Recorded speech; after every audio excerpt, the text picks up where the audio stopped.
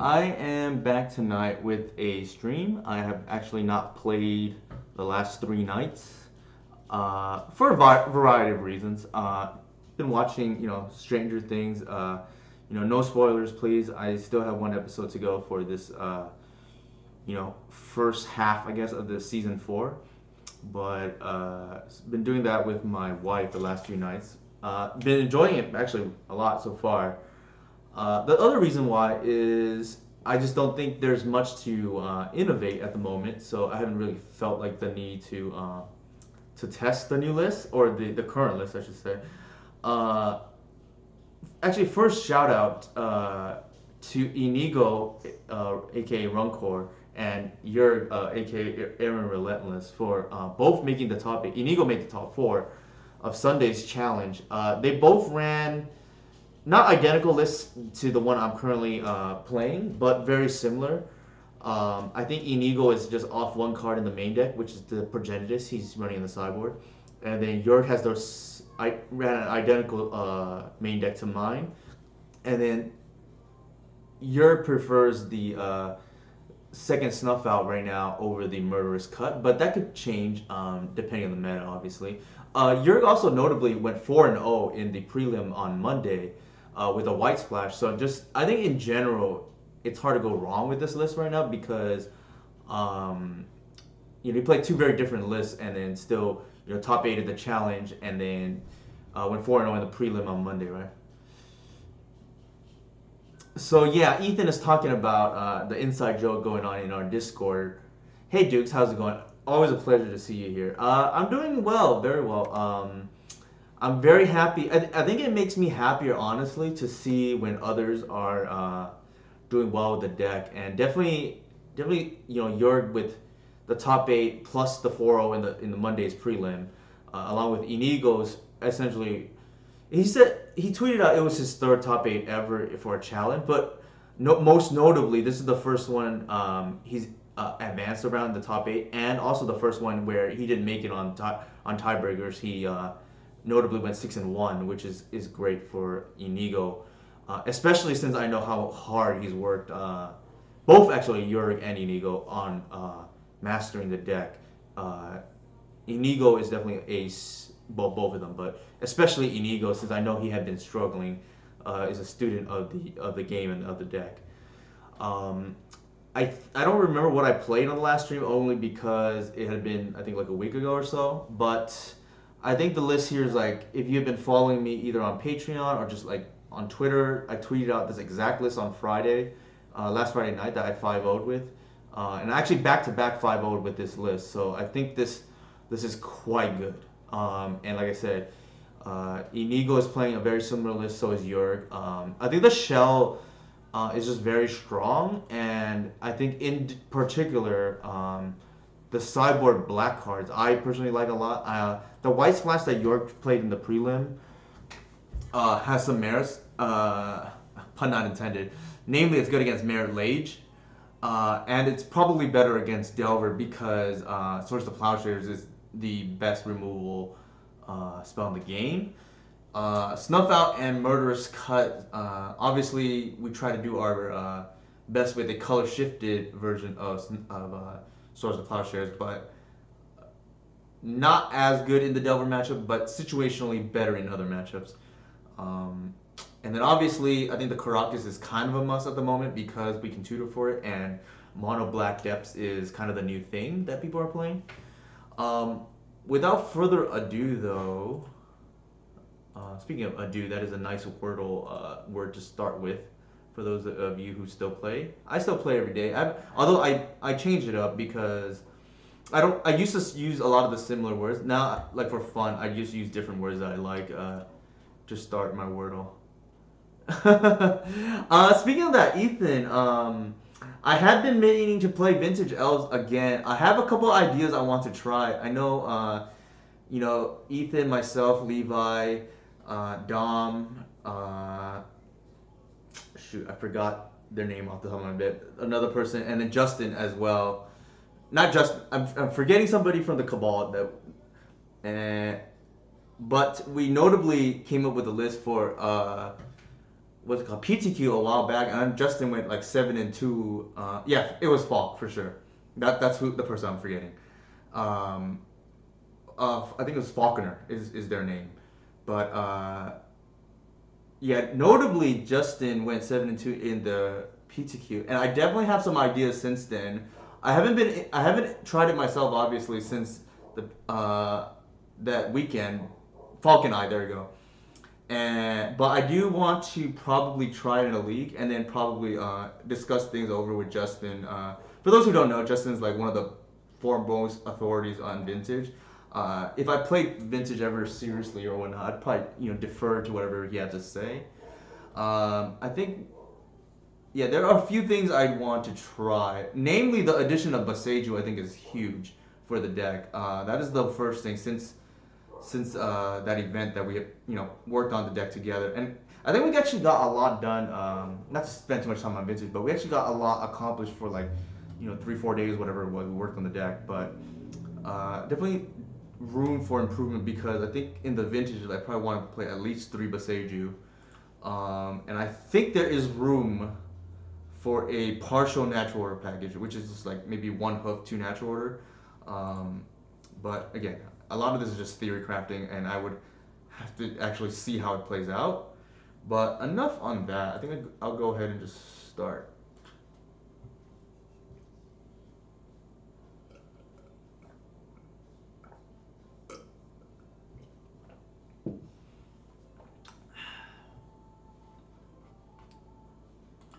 Alright, so while this is queuing up, I'm bringing up the list again. Pretty stock list, I think. It's not identical to yours or Inigo's, but what can I say? Well, actually, York played 7-3 of the 75 that I played for the challenge. Thank you for the raise, Jazz Daddy. Appreciate that. The two differences were he liked the second snuff out over the second cut, and I think he had force of vigor over crop rotation. But the list he played Sunday was more or less the same list I'm running right now, which I think is just very strong at the moment. I think the discovery of Murderous Cut, shout out to the Ninjas community, has been a big boon to our deck. This is like one of the Grandmaster Flowers Prestige. Okay. Pretty solid keep. Hey, Bookish Man, how's it going? Appreciate the raid, by the way, Stress Daddy. Hail Hydra for sure. We have our local Hydra enthusiast here.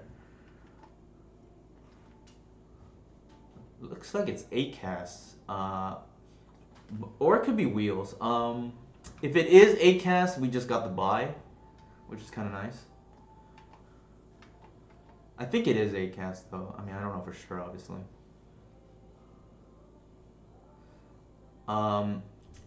I think given their start, I don't want them to like randomly force or like, well, I don't think we want, or they wheel. I think we want to just we want to fetch first probably. They could have Wasteland, I guess. I'm just gonna like play around it just in case. The Cradle's too good, and I think we're just gonna lead with the Shepherd because in case they just decide they want to force something, right? Like blindly. Thank you for the follow, Blazing Pandora. Sure. Normally, if it was in the dark here, I'd probably just lead with Reclaimer, but given the matchup, I think, especially game 1, where we don't expect removal aside from maybe Otawara, I'm going to go ahead and just lead with Shepherd, right? The line here is just to like spew out our hand turn 2 and just like lock them out or soft lock them with the Collective. So yeah, it's a good sign for us to see the Thought Monitor because we're unlikely to get combo by days and doing. I mean, you never know, obviously, but that would be my suspicion. This matchup, so Inigo showed me a weird statistic. Apparently, in May, that Elves in big events went 6-6 against ACAS. I don't even know how that's possible because I think this is our best matchup.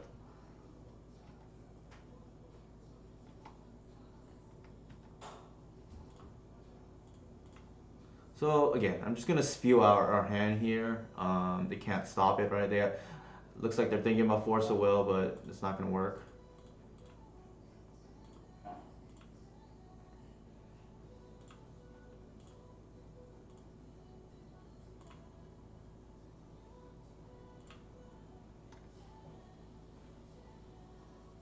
this is just. I mean, we just happen to have this in our opening hand. It's just kind of funny. I mean, I didn't know what they were on, to be honest. But we just like soft lock them here. Game might just be over.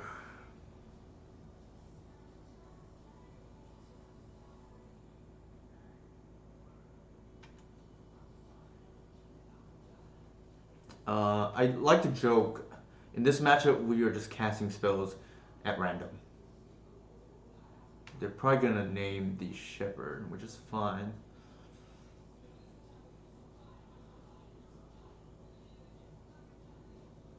The thing is, our opponent does not have any kind of pressure. Sure. So I think eventually they would just like will lose. To like, we will top deck something relevant eventually, and it should be game after that. Do robots have families? I think at least Emery does. Oh, that is unfortunate. I think here, like, do we even care? None of this even matters. I guess they could technically put out a Cannoneer. Like, I think here we're just gonna like, bash with the Collector. Oof. They're tapped out, like, for all intents and purposes. And then I will go ahead and just, I mean, they could cast, I guess, something, but I think I'm just gonna like get the mana, right? Or I guess I could even cast the Endurance. I don't think it really matters.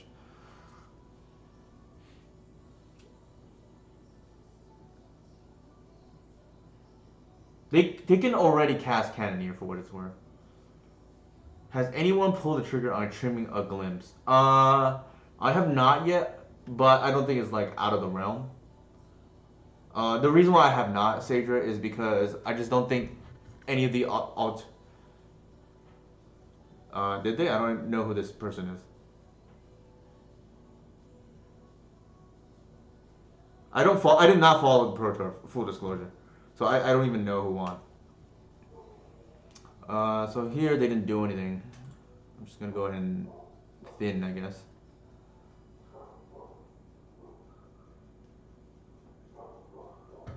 I mean, I don't know if they did, then congratulations to them, but I did not follow enough to know for sure.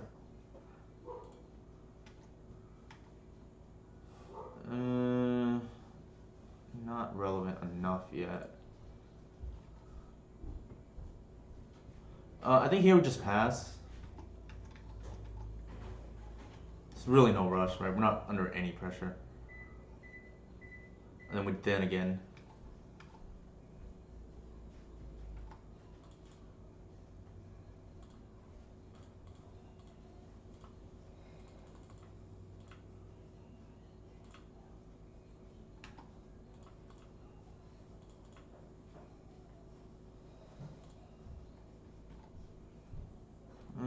Not quite yet. We're still not under any pressure.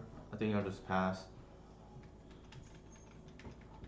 We notably don't want to kill the Thought Monitor.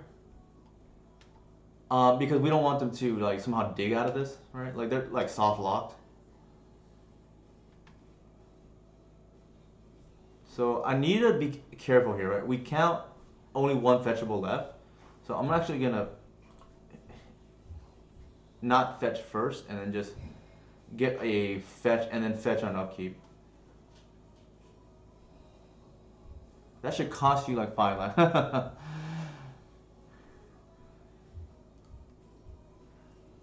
So our opponent is thinking about something. I mean, I don't think they played Dismember main deck, but I mean, you never know, I guess.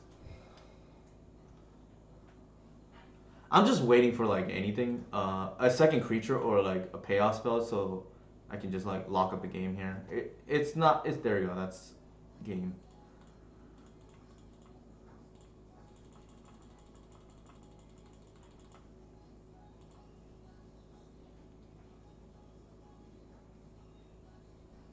Like I said, we got the buy.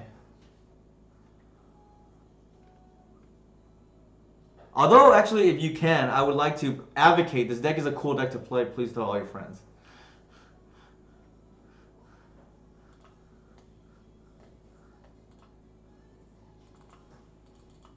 All right. I think the snuff out is like pretty good here. I don't like the Gris. I think the Karak is to answer the Emery in case they have explosives, which I guess people are trying to win this matchup on the other side. I think that to prevent us being locked out by explosives is pretty good. We are playing Oof. It's right here. I have it in the main deck, Ethan. We just saw our opponent get locked out by it, right? I think aside from that, like pretty reasonable. I don't really love any of the other cards. I don't think we need to change much. We're like pre-boarded against them essentially.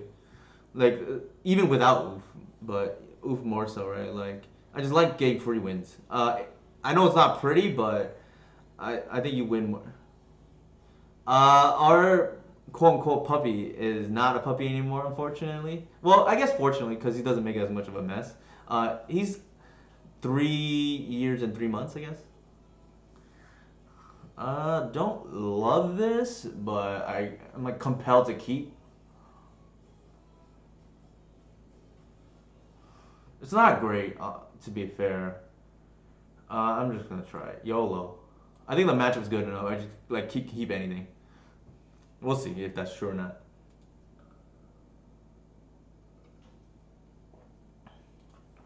A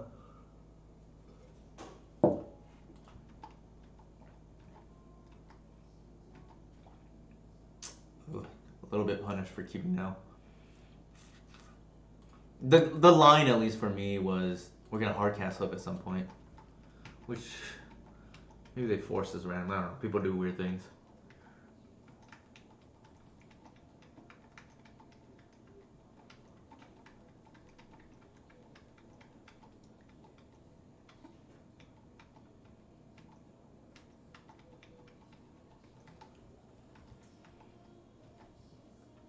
Ooh, nice. This is a forced check now, I think.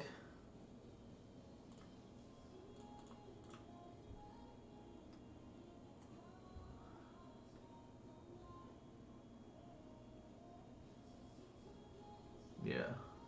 They don't. I don't think they have a choice.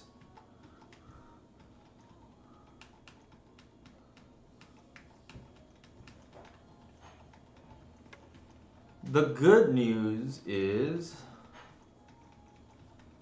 um, they have well, we have a win condition in hand. They probably get cage, I would imagine. Okay, they get Opal from mana, I guess. Um, we're under some pressure, not the worst though. It would have been worse if they got Shadow Sphere, which is one of the scary cards from them. To try to aggro us out, I guess. Emery, perhaps. What could this be? So they got Opal, which tells me they're missing color. Sure. Interesting that they would pass there. Hmm. Man, on the off chance that they have Hull Breacher, we get a little bit blown out here.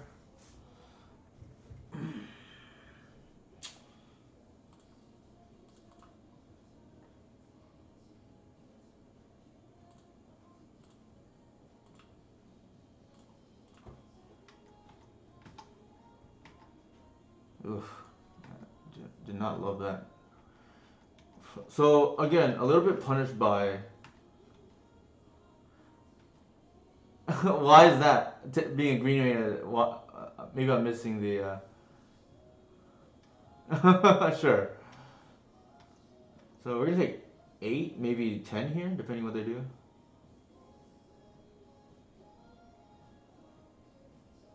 Oh, it looks like a dismember, maybe? No. What is going on here? Oh, it's a cannoneer, I think. Where did they pitch the force? Emery, sure. All right. We might just. I think we're on a one-turn clock. Yikes.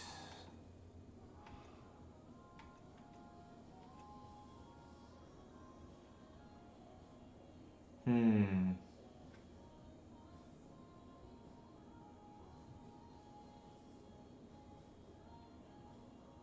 Oh, nice, Ethan. I'm thinking here. Okay, if we block, we buy ourselves another turn potentially. But we would have to block twice again. Like we're definitely on a one turn clock here. If we don't block.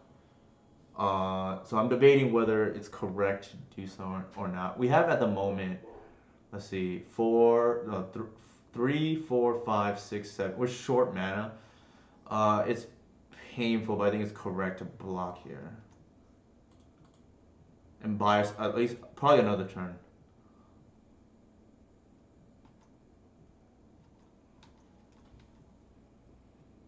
Obviously, we get punished if our top deck is Cradle, but I think we need to buy ourselves some time. And that's a pretty good top deck.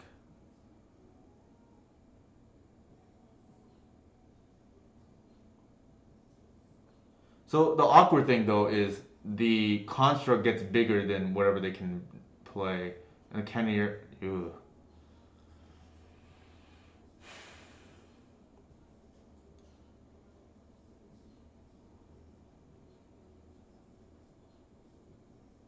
Have any other? Yeah, post. So the other green deck, right, is another natural predator for them.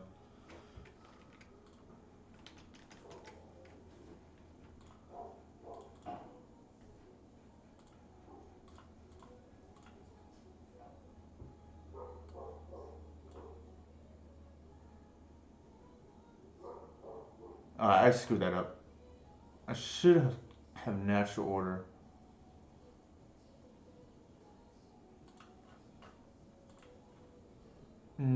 I'll pass. I guess you can't just keep any hand right against them.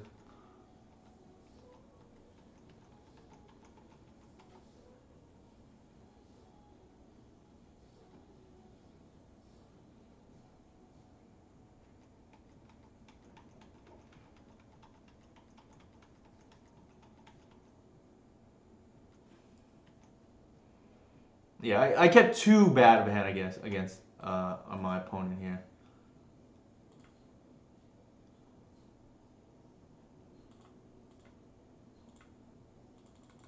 Notably, we can't hit the Blastoise here, right? Probably lost, unfortunately.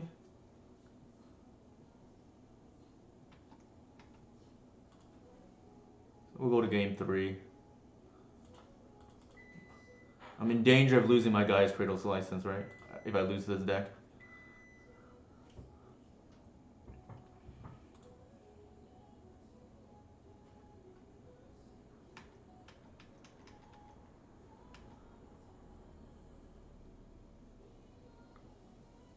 Alright,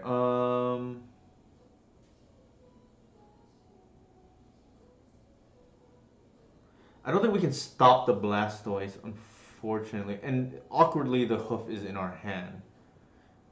Here.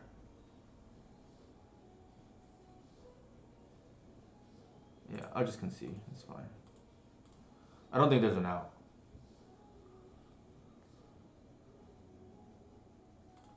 So yeah, we just kept too bad of a hand. Like just can't. I guess you can't just keep anything against them. I will probably just run it back. I think this. I think it's fine. We kept for science, right?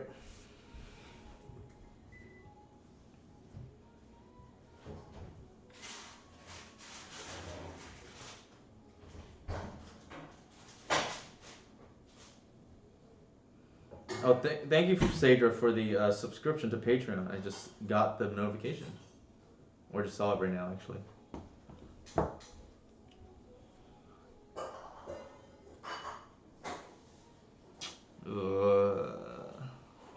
Why?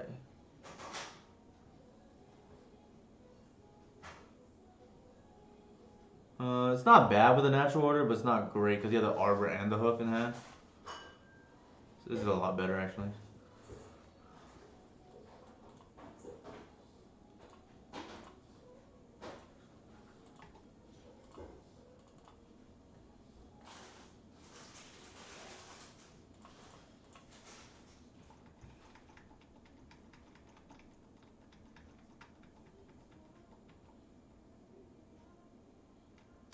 Any top deck Green Sun or Glimpse is going to be really good here.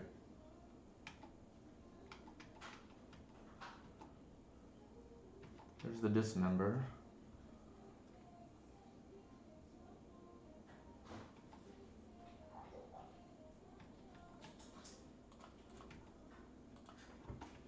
We didn't do ourselves any favors though by keeping that bad hand game 1. I mean game 2, sorry.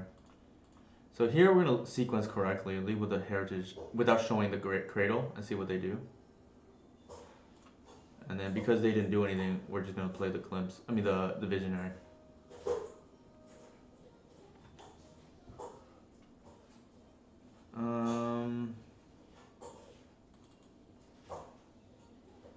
I think I'll just get everything on the board here. I'm not going to play around EE. I don't think they have it. Thank you, Sager. I appreciate it. They can get the bauble back here, but I don't think we care. Like, sure, size not bad here.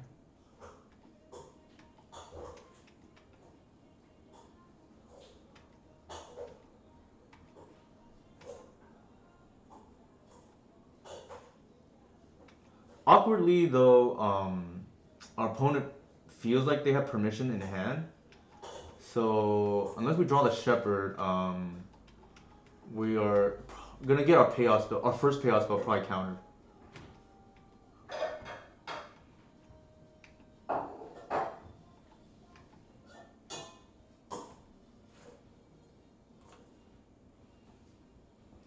I think here,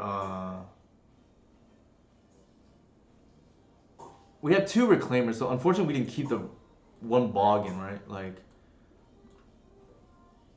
but we had the Caracas, though, so I'll just do that.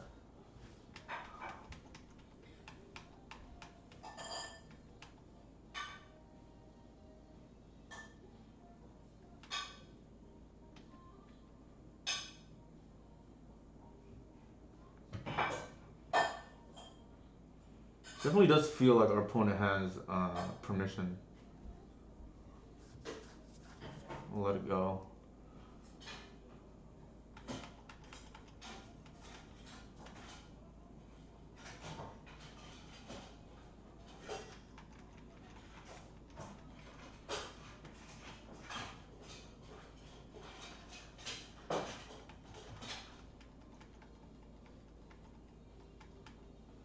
We are under a decent amount of pressure.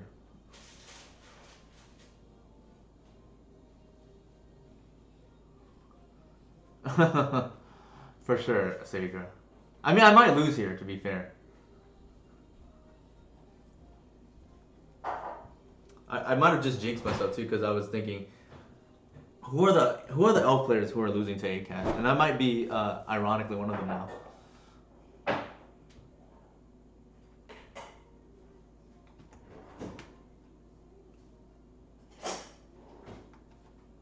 Sure, but we are under a decent amount of pressure. So let's see, 1, 2, 3, 4, 5, 6, 7 next turn. Probably want to conserve life, or maybe, I don't know. There's a Chalice.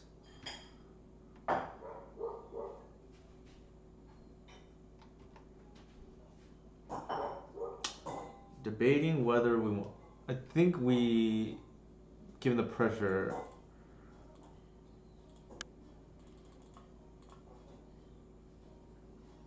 I think we do it like this.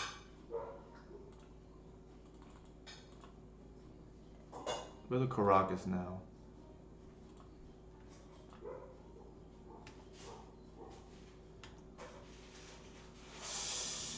Awkwardly drawing the Snuff out.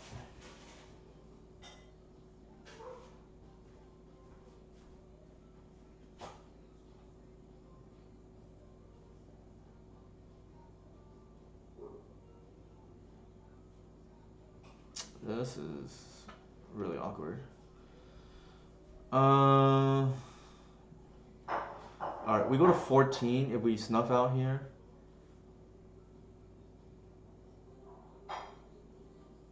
1, 2, 3, 4, 5, 6, 7, 8. So we would be on a one turn clock essentially.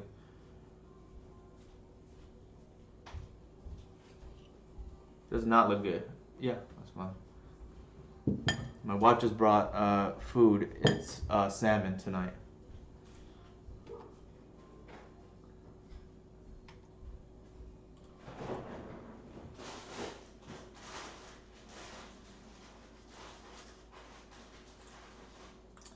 The irony here is the endurance. Well, not really, right?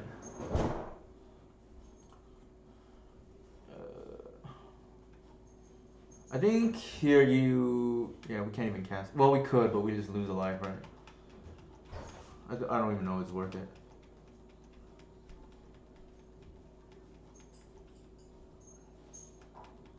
Okay.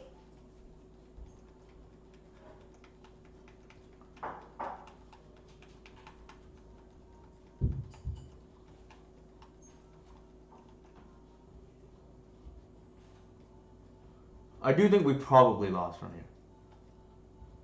And maybe I underestimated my opponent too much. Didn't give them enough credit, right?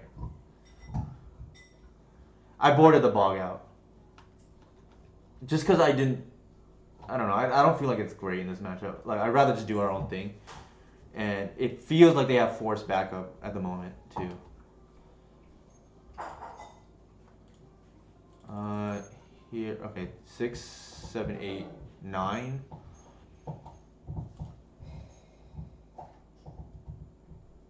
I think. We can't even. Well, the snowball doesn't do anything at this point. I'm like deck thinning, right?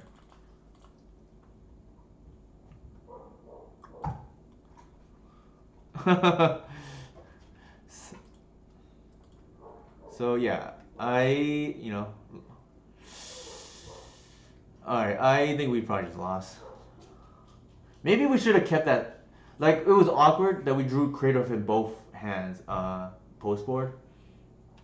Maybe we just chalk that up like to variance.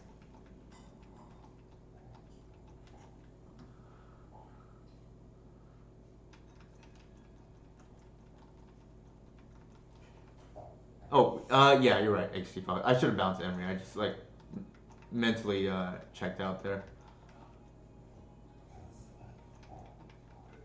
Yeah, they would get another draw off the bobble for sure. I just assumed that I lost already because it does feel like they're holding force and we really need exactly hoof or natural order or green sun. All right, so now we're dead, right? Actually, we don't even get another turn because the shadow spirit gets on the dot monitor, and or that, and they're just gonna fly, come in with everything. They should be swinging in with all, but yeah. All right. You know, I jinxed myself, so to speak, right? I just didn't think this matchup was losable, and we just lost. Part of it was my fault. Like I probably should have mulled the second hand, just like overconfidence. But live and learn. With that said, I can eat right now at least. And I am eating salmon. I know people last time asked for me to announce what I was eating, so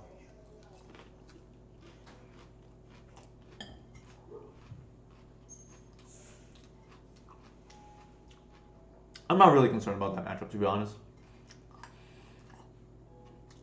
I don't think I lost to 8cast. Well, I take that back. I lost on stream last time too, but I also modified both games and then clicked through my first turn, right? Like time locked myself. So I'm not really concerned about that match. I think because I don't track on stream, but I track otherwise. My record against 8cast is like a 13-0 or something like that. Like recently.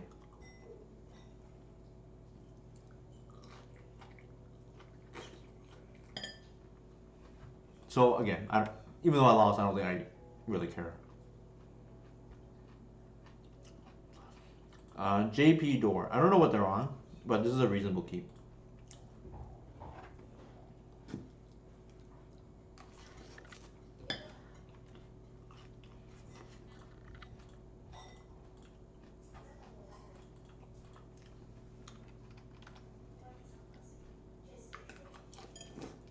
And to complement my salmon, I have vegetables.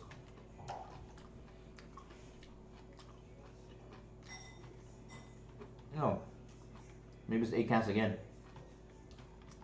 It's that or it wheels.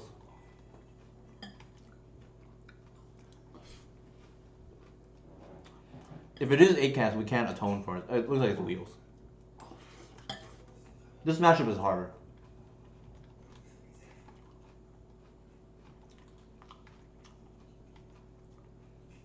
I personally would rather not play against this deck, but we'll see what they do here actually. Maybe they force it, I don't know. People like force random things.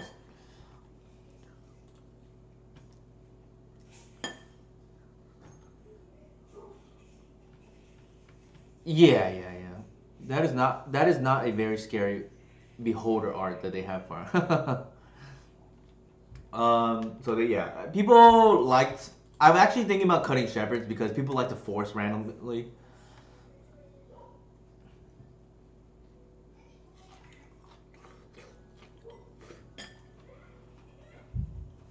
I also don't think shepherd's actually that good. It's kind of overrated.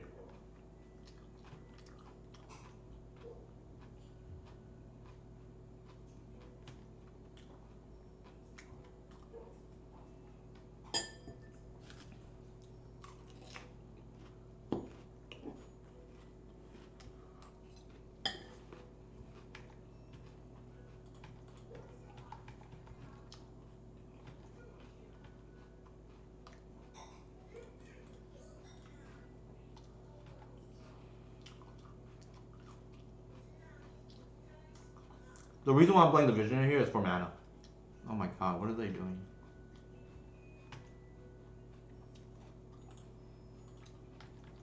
I hate this kind of gameplay.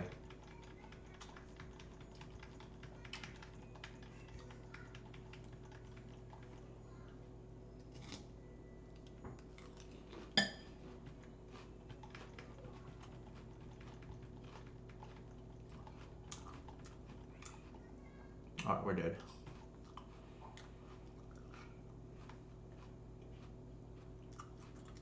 This matchup is significantly harder than 8 cats because of the combo, right? And well, we're not favored game one, but I think post board is actually not too bad. But let's see how it goes.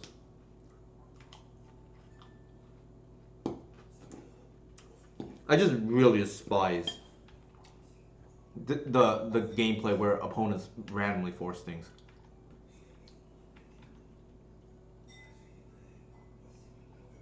I see it a lot out of like Jeskai Undoing too, where my opponent is committed to force my turn one play, regardless of what it is.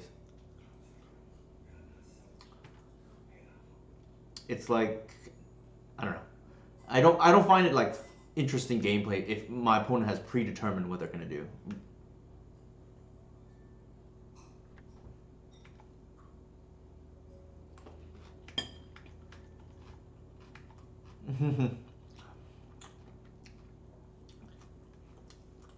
Narset is a card I will from time to time forget about the passive, and it's like brutal when it happens. That's on me, obviously, but like I'm just not conditioned to think about the passives from Planeswalkers.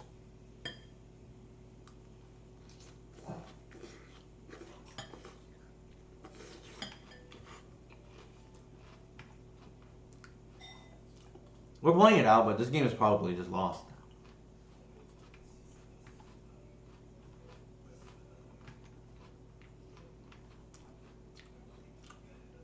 Especially if your opponent knows what you're on. The game one is hard because we don't have Force of Will.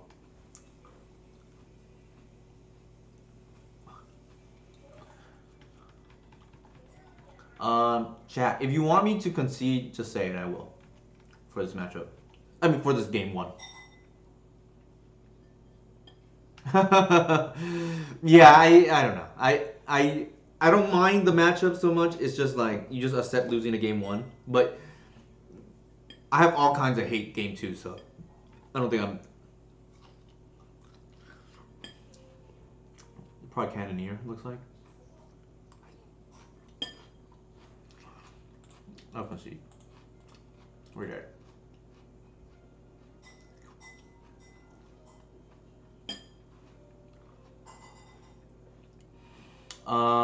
Again, we are definitely not favorite game one, but not too depressed because we have some bombs out of our sideboard. Do I even care? Probably not. No bog. I'm gonna board out. Hey, Yog. How's it going? I think we are 0-1. We lost the matchup we probably should have won. I like didn't respect my opponent enough. They were on 8 casts. I figured I just could sleepwalk through it and probably still win.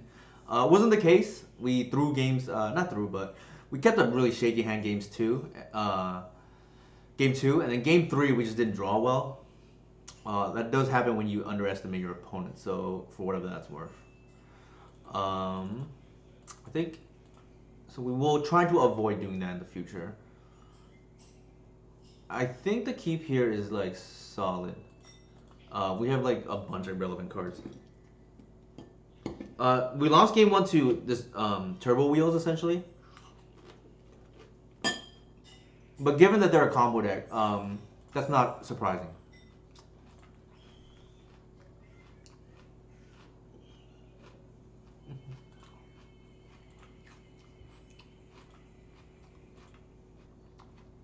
Pretty strong keep, if I must say so myself.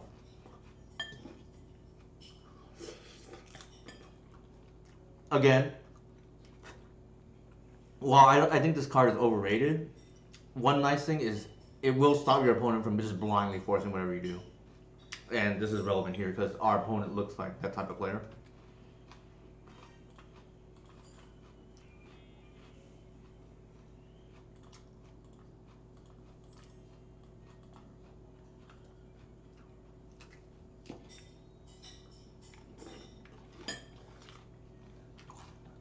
I don't find your opponent forcing my turn one play to be effective unless they are on a combo deck themselves, which then it becomes aggravating.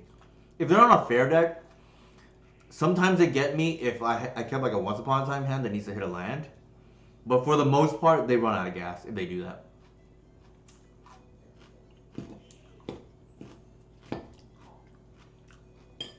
But against a combo deck, it's kind of aggravating, right? Like they force whatever I do into turn two Doomsday or turn two, Show and Tell, whatever it is.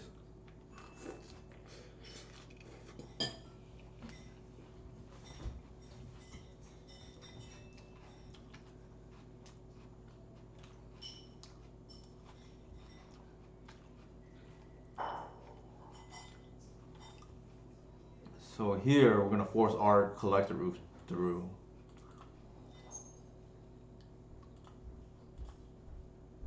Actually, let's start with a reclaimer first.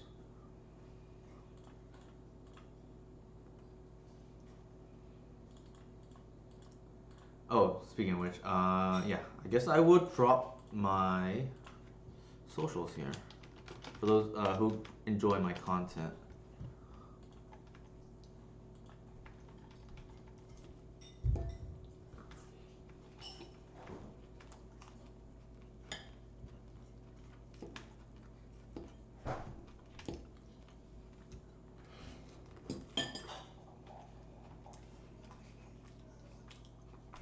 Smells like whole breacher.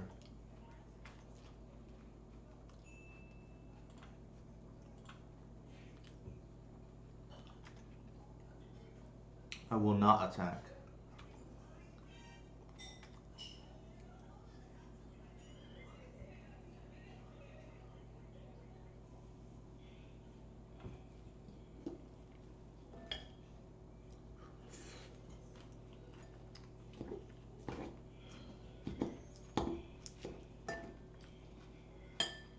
Oh, I'm a whole breacher.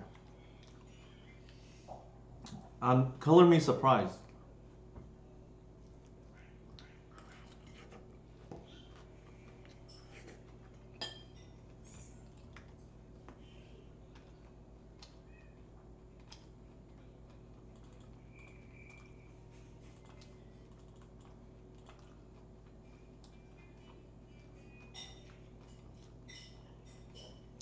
They might be trying to play around. It doesn't even protect it, but Sajiri Sleep doesn't even protect around Auto Roar. Right, because that's colorless.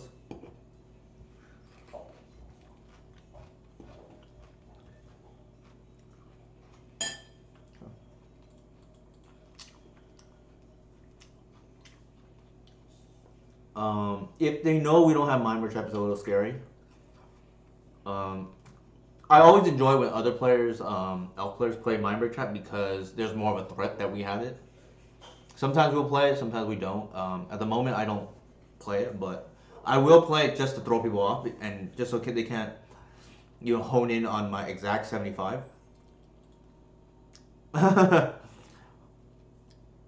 Yeah, for sure, for sure. HC Fox.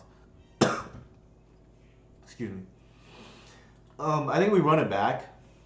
I'm pretty, to be honest, I'm like pretty happy with the state of this list. I tend to try not to be results oriented. So even though we lost the first match to 8cast, that is not a matchup I'm particularly concerned about, regardless. I think here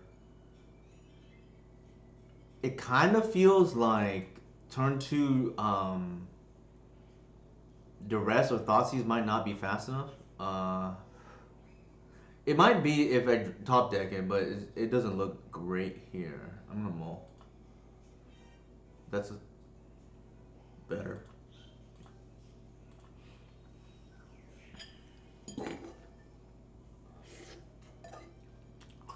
We might be dead on turn 2 is the problem, right? If they mind twist us.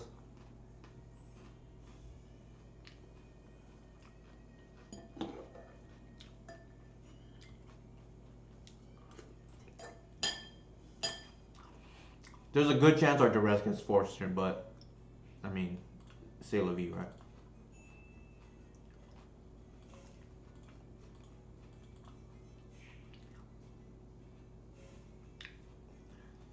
What is going on here?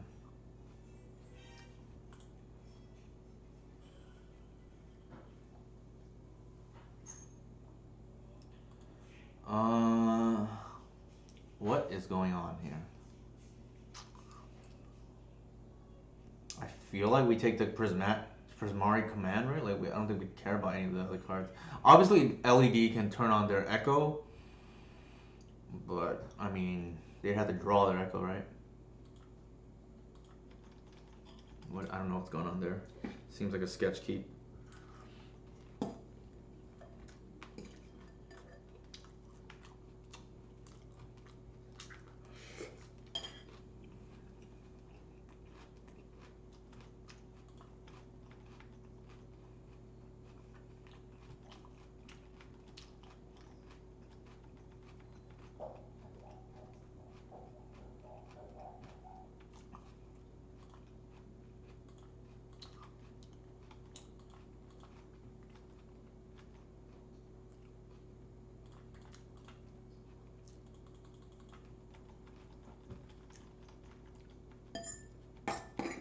I really don't think they should be playing Shredder against us.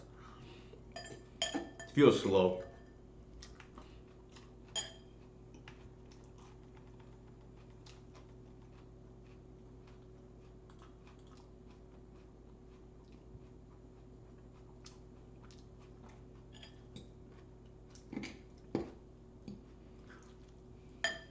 If we can, we're gonna try to not allow them to connive.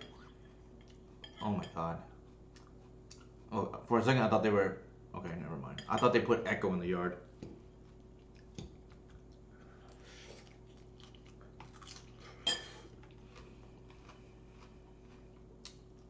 Yeah, I think they need to go for a fast hand. I don't understand this keep.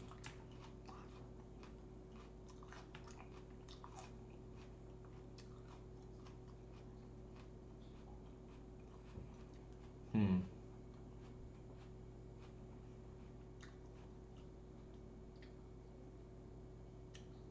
So the hard thing here is like, well, we're missing land drops, so I think we have to dig for it.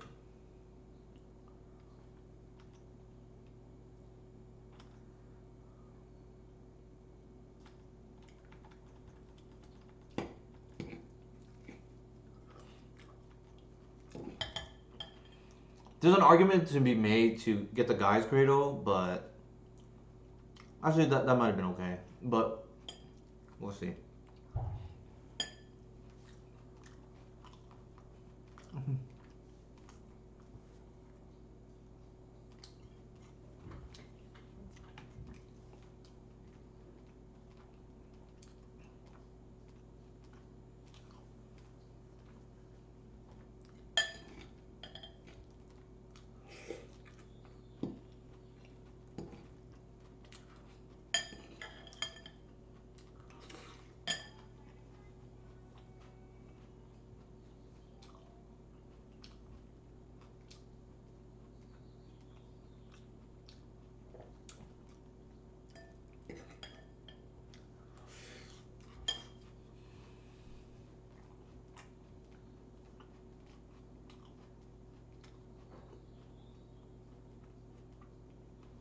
Red? Uh-oh.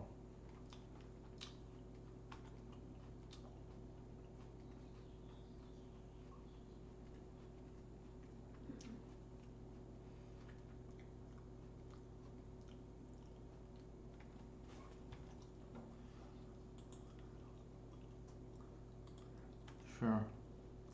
Interesting that they would do that. Although it kind of makes me happy I didn't get the Cradle, right? Like that I would have been set really far back on mana because they can potentially go after the Dryad Arbor here, right?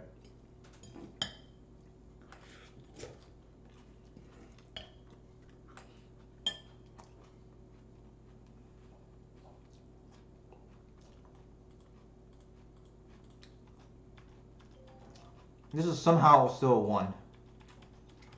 Obviously, it's been a looter a few times, but I think we're okay with that. Huh. Okay.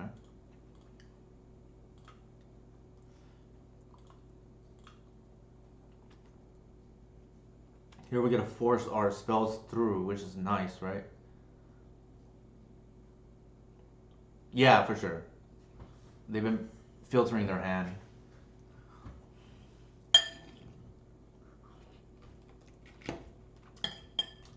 Us playing the Visionary is nice here because we gotta play our 3 elves.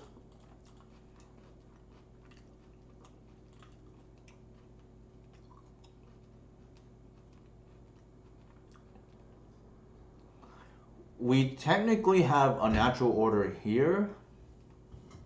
Well, actually, no, we don't. We go to... We untap, play 1. Yeah, we're short. No, that doesn't work. Cancel.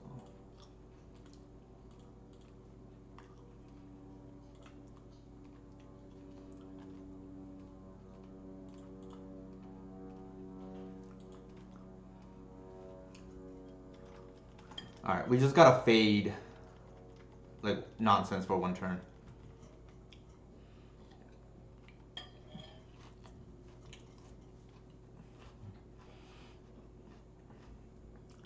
If we do, it's game.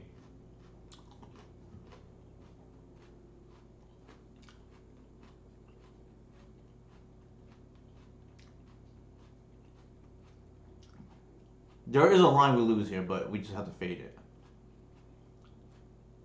I don't want to, announce this jinx myself first.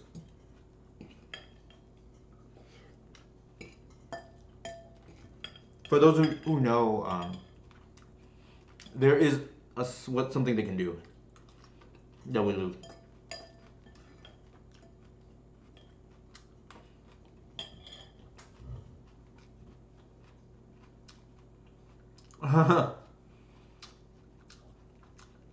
For sure, Sage. Yeah, Leyline would stop that here. What I'm thinking of.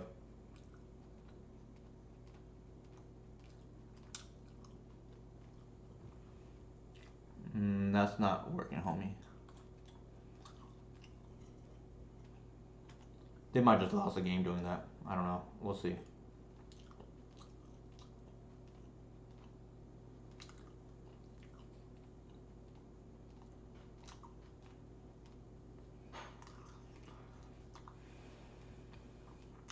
They might have lost the game doing that. We'll see.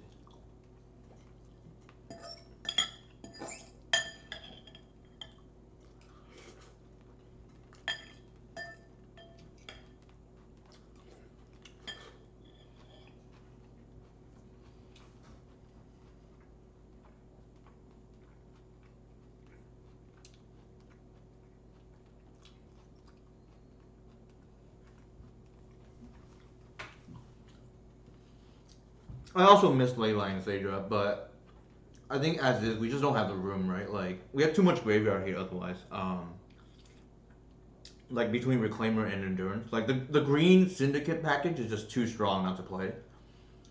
And I think you have a redundancy in graveyard hate, and not necessarily in a good way if you play Leyline. Obviously, it helps for the nonsense decks, but I think you rely on that either they lose on their own or you can beat them with other things. Sure.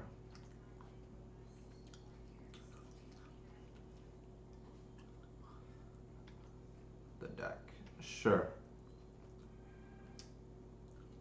You talking about the Leyline deck itself? I have not seen that in quite some time. Uh, all right.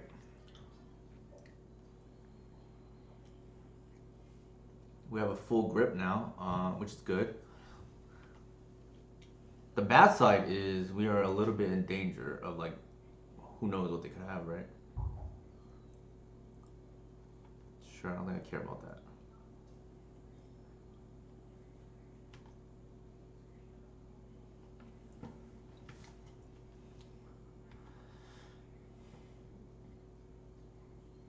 So we have two cracks at it here.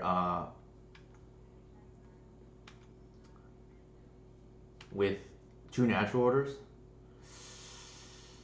I take that back.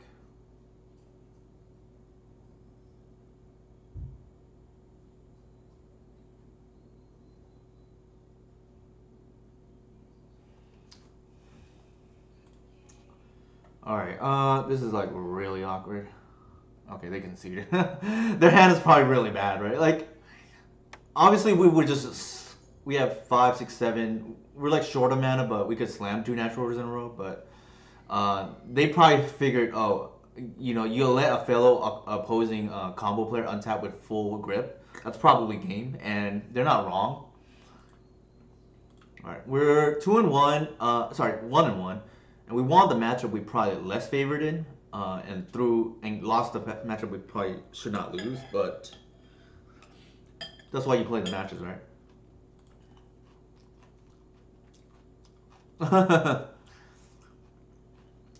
Wilshire 9. I don't know what they're on. A little bit of a sketch hand, but I think I keep. Given that we have other acceleration, even if we miss our second land drop.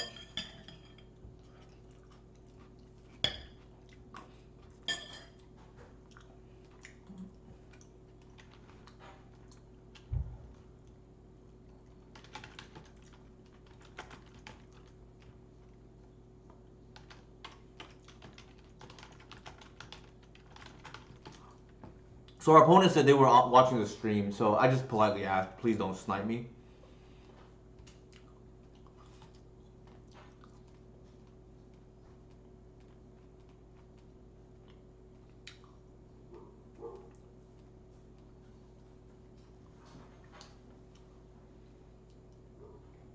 And they said they're not watching anymore. That's good.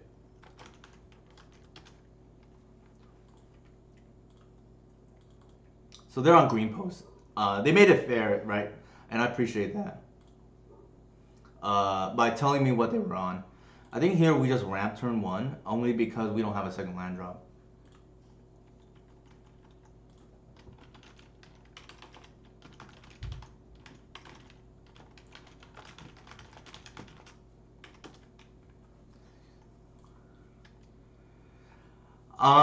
I don't remember what it was. I don't keep track what it was. The statistic when I stream, but I definitely lose a lot more game ones on stream than off stream. For a variety of reasons. I actually don't think most of my opponents snipe me. I think only one time I was convinced they were, and that was a long time ago. It was a DNT player that I suspected was sniping.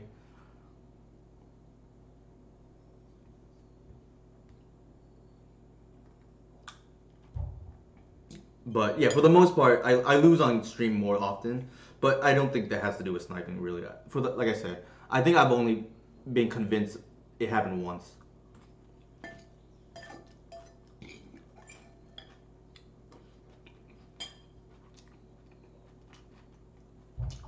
The reason for that is because if I care about an event, I'm not gonna stream it, and I don't think this is like high enough stakes for people to care about streaming, sniping. Exactly, HC Fox is right about that.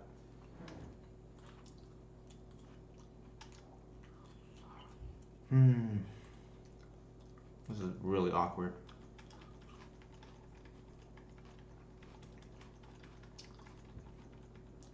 I hate making this play, but it's gonna be a necessary evil to get the cradle.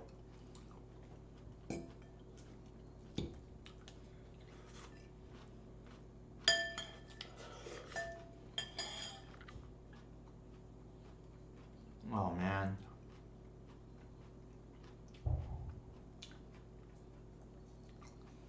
Yeah, so our opponent knew what we were on. They also told what they were on, but I think it helps them more than it helps us, unfortunately. Um, we are now in a little bit of trouble. I was gonna pitch the Arbor and just sack the Reclaimer, but it doesn't look good here.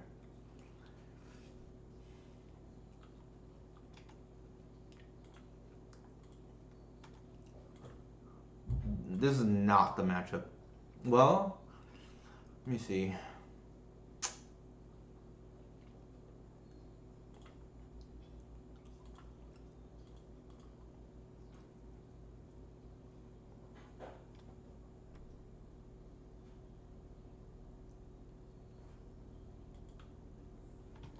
We might be on the Delver plan.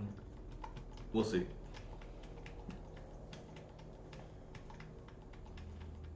We have two Delvers on the board. I'm gonna F6.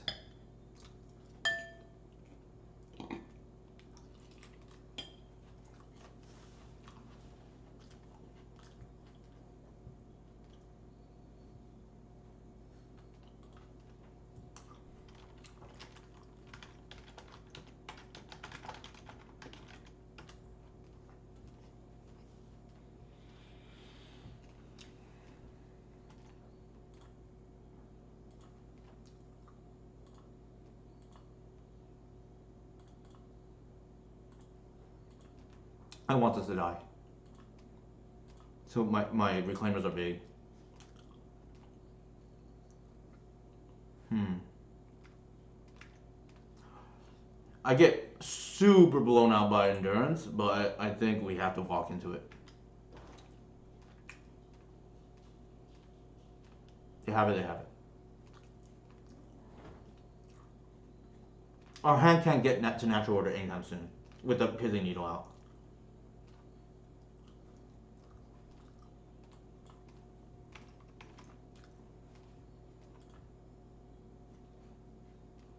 Also, if they Endurance, they lock up their own mana.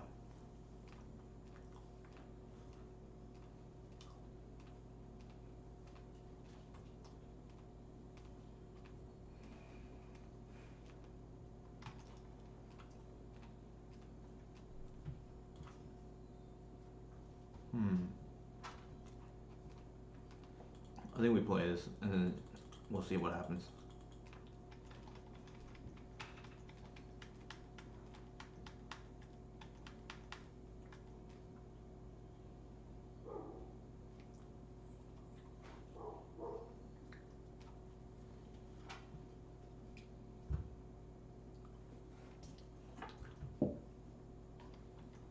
Uh-oh.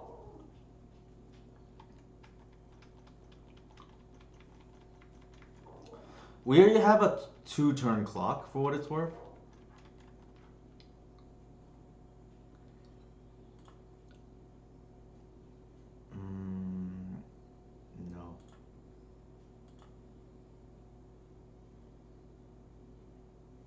Wait, what? I thought I floated the mana. Oh, man. Shoot.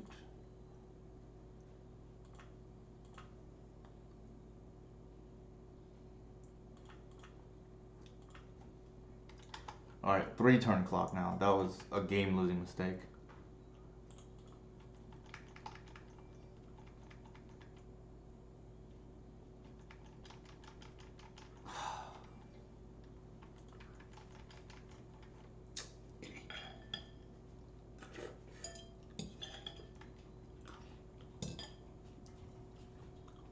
Maybe it doesn't matter. This looks like a prime time. Yeah.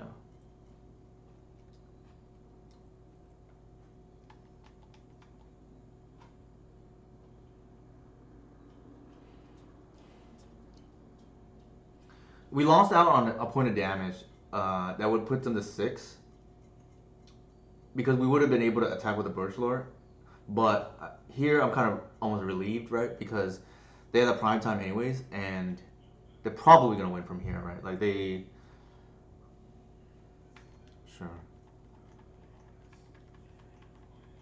Like we were under a tabernacle a lot from game turn 1. Unfortunately, right? Like it's like a little bit frustrating when like I said, when opponents know what you're on. But nothing we can do about that. There's no reason to play anything at this moment. I think I'm just gonna F6. I don't think it matters.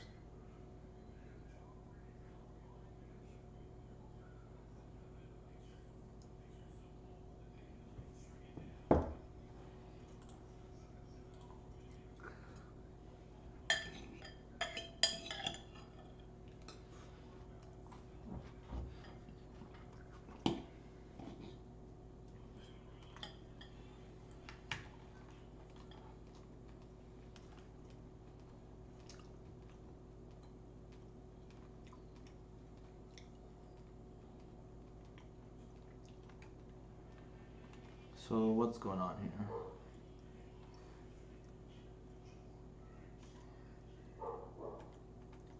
Oh, they can get Emrakul, I guess.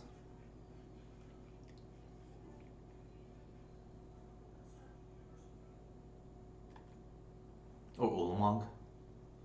Yeah. And they're gonna hit our lands.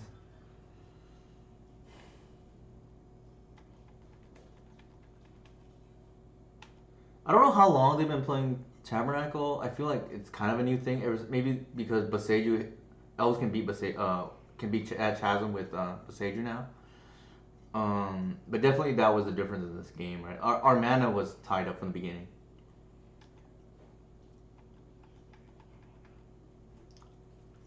No,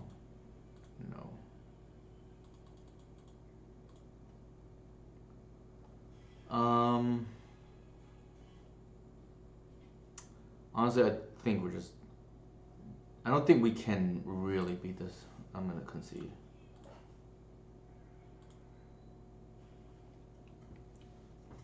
Probably should have conceded the minute they got the Ulamog.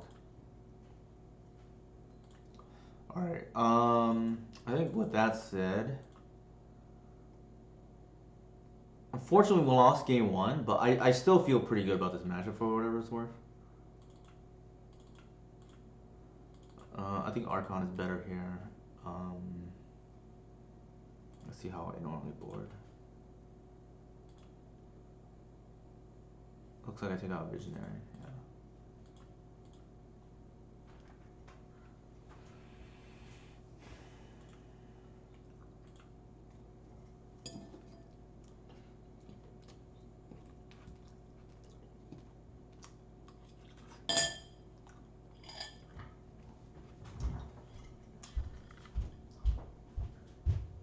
Full.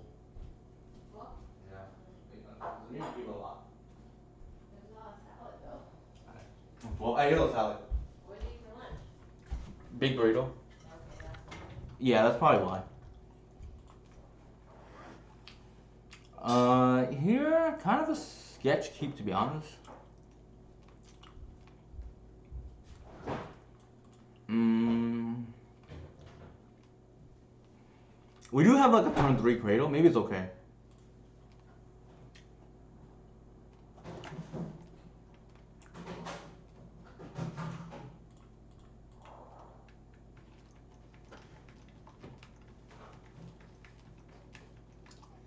Sorry. It's roughly a turn 3, turn 4 Cradle Huff.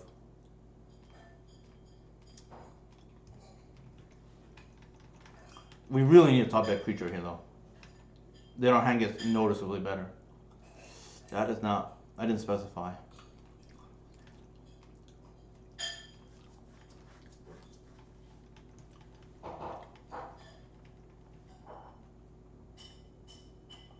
Yeah, I really... That was like one of the worst draws we could have had there.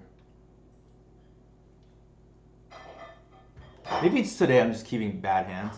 That's possible too. But I think overall though, like... I feel good about this matchup to be honest. I don't think we're winning game 1 regardless of most hands. Maybe the Tabernacles here, I don't know.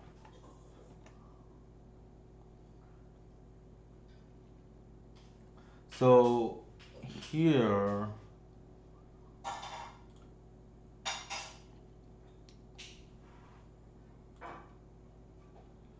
um, we're just a little bit short on mana, cause we can't attack through, right? We'll just pass.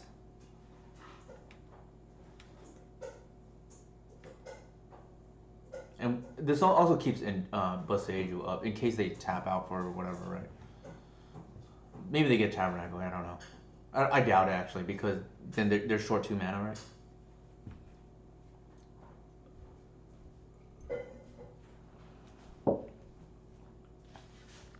If I were to guess, they get their namesake card.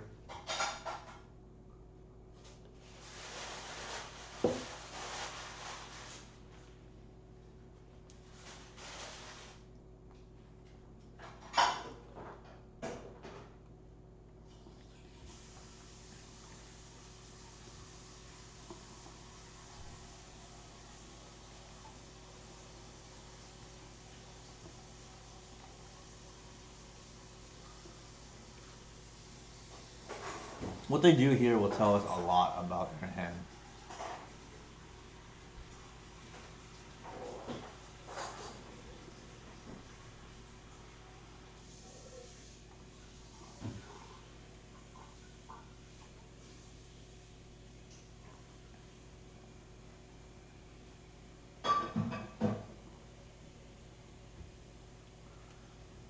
Here we don't mind drawing another Cradle because then we can do everything we want the same turn.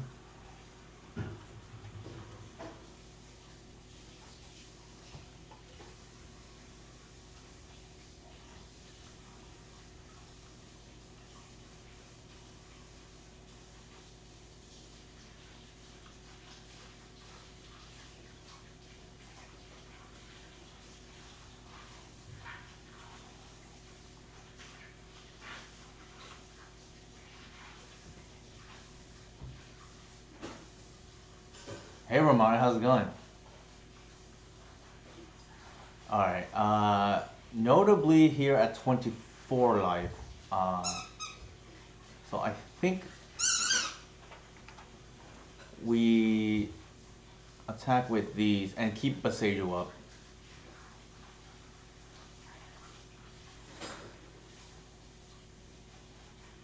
Hey Romario. We let the Chasm resolve first too, right? So they lose a land in case something goes wrong.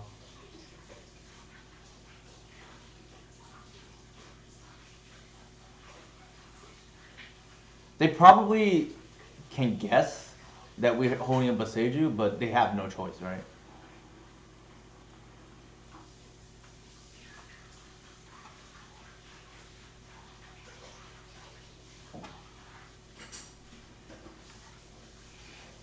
I don't think they run Maze.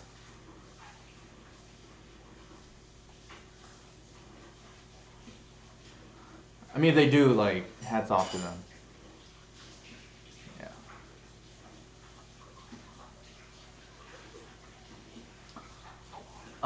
Typically that's how these games go now. I definitely feel favored. Unfortunately, our opponent, like I said, turn one Tabernacle last game. Given they knew what we were on, they didn't need a crop rotation for it. I think. I think I still feel pretty good about our odds of winning here. Like we kept kind of a whatever's hand, and we still like powered through. The thing is that we know the advantage we have from a strategic point is we know they don't have removal, and we know outside of Mind Trap, they can't really stop what we're doing, and you can bet I'm playing around Mind Trap.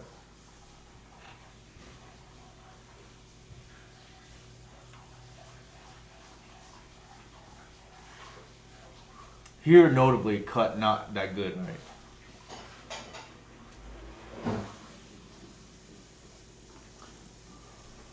I don't think we have anything else though that's worth, yeah, even considering.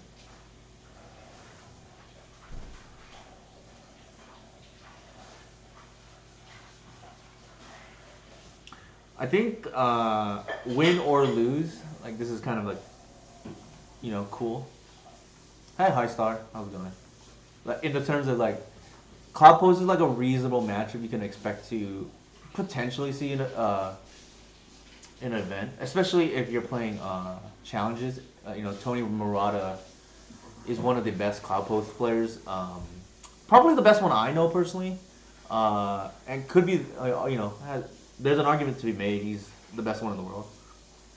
Obviously, I have another good friend also playing Cloud Post before. Not so much anymore, but um, Leviathan 102 used to be a Cloud Post aficionado as well. I think here we probably just play the Visionary to be honest, and just like dig deeper, see if we can threaten Natural Order next turn. Oops, cancel. Post is a long forgotten art. So here they gotta copy our Bayou. I don't think the black mana is really gonna matter, and they could have copied, our basic fours or whatever. Anyways, here they're 3 mana on turn 2. They are tapped out, so if we can draw a 1-drop, I think that's game. Well, they would have to chump with a Reclaimer. Okay.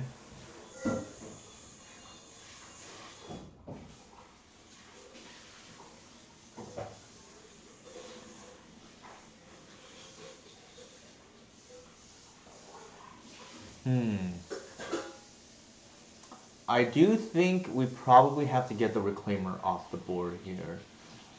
We notably do not. Well, we notably do not have lethal. We can deal 17 right now. I think we can just hardcast the cut here.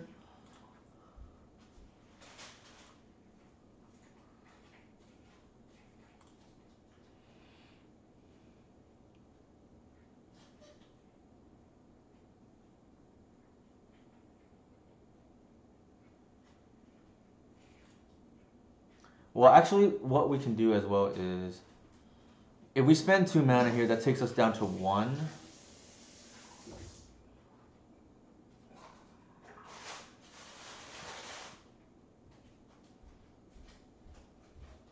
Three, 4 mana. Yeah, so if we do this, we notably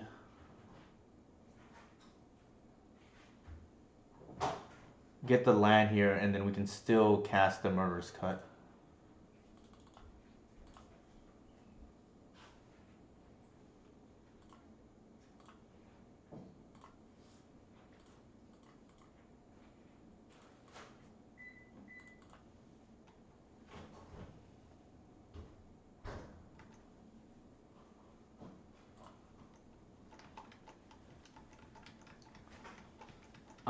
This is telegraphing that we have a Cradle, but I think that's okay.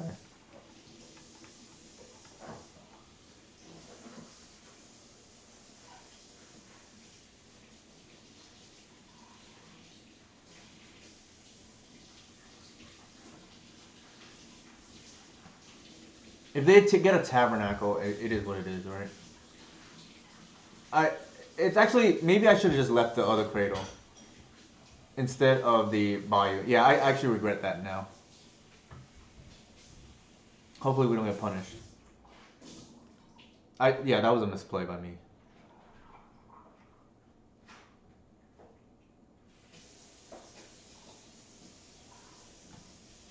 I think they're getting tabernacle. Yeah, which is okay, I guess.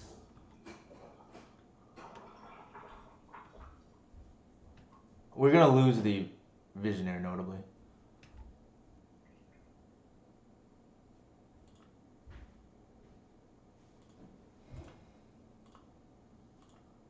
So regret by me for sure.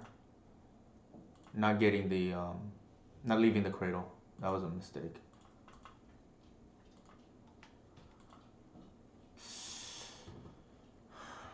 It wouldn't have mattered because we drew that, right? Really awkward.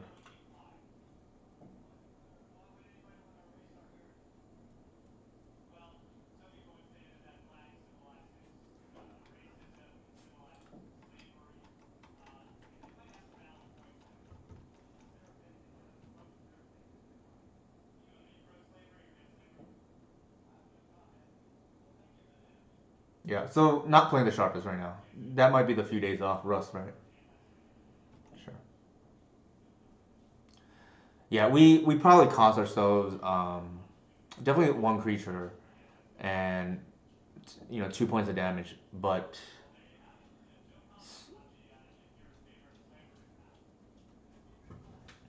also the ability to hardcast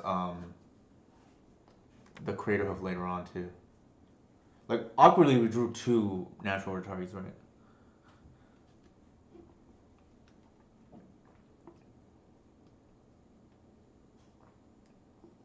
The big mistake is not leaving the cradle because I could have just legend ruled myself the following turn, and then hit the tabernacle and hard cast the hoof for lethal.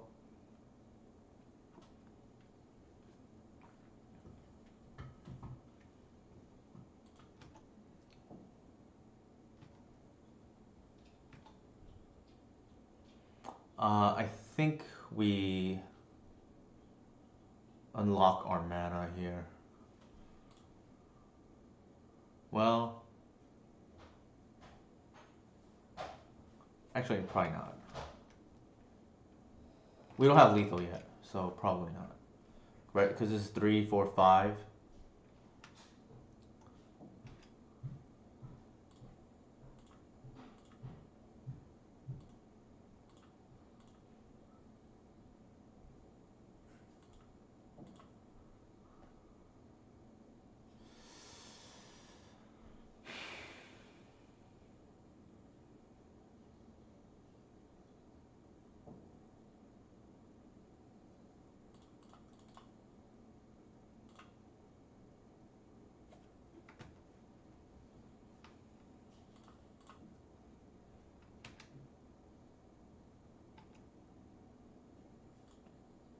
I think I want to save this. It's gonna come in handy to deal with the tabernacle soon.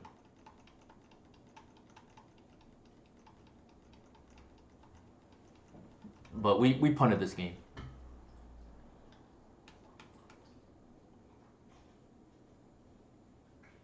Ugh.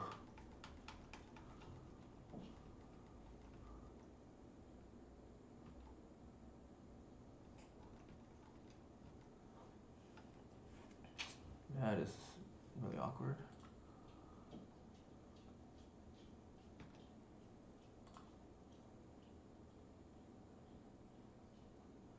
I should have pitched them. That was a mistake. Yeah. Yeah. Now lose the reclaimer here. Not playing the best right now. Not playing the best.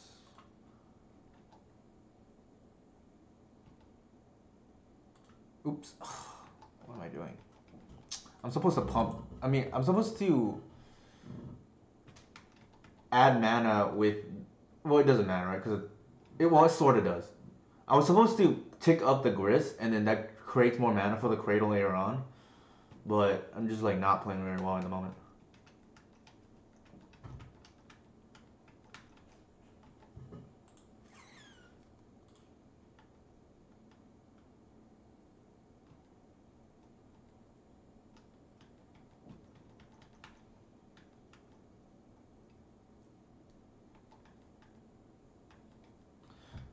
One interesting thing though is by not ticking up,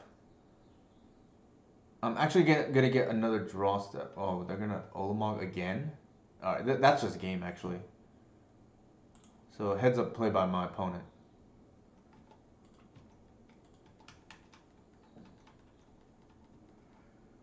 Yeah. But it's kind of our fault, right? We punted.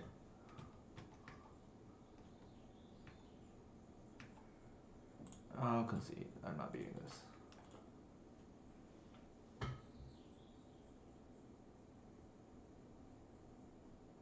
I think if we play tighter, we probably win. But it's hard to say at the moment. All right. This is obviously the starter, the warm-up league, right? We, in the hole here, 1 and 2.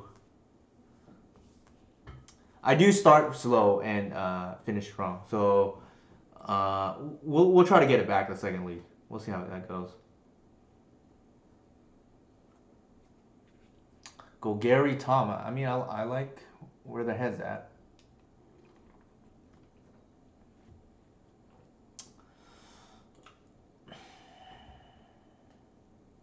Maybe, man, what a hand. I don't think I want to go to. Oh, man. The three, yeah, I know. The 3/2 dream is still alive. Man, I don't think I can keep this either. This is better. I think we just put the natural order back and just like try to get into the game with Visionary here. It looks like they're on depths. It could be lands, or it could be Dog be chomping right now for sure. Ethan, he's playing with his toy. I think we don't mess around here. We just get the green sun.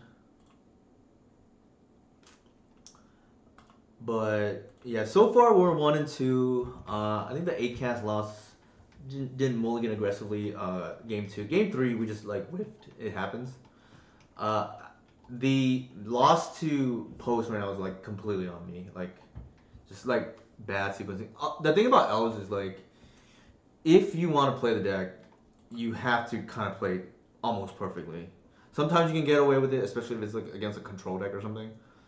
But for the most part, there's like no forgiveness, or the mistakes are often just game losing.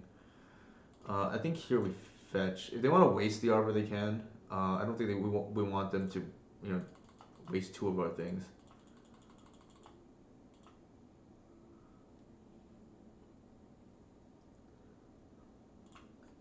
So what this also does is we're just trying to like get back in because we molded 5 already. There's an argument to be made to get Reclaimer, but I feel like they're just gonna hold up the wasteland, right? We want to just naturally hit land drops. Knight of the Reliquary? Looks like it's depths. Green white, yeah. So I think that is okay. I think ideally here we draw a 1-drop so we can like, there we go. We can kind of go a little bit nuts here with the Heritage Druid. Oops.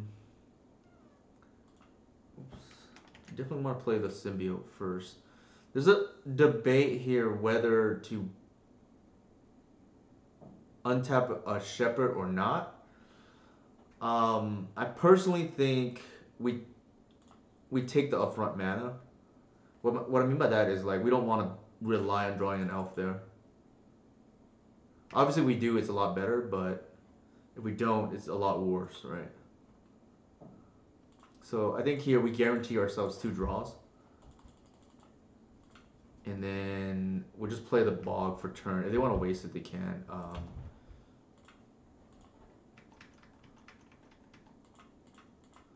if they do waste, what ends up happening is it's just another land that they couldn't waste Arbor, right? Or they have to spend something else on Arbor.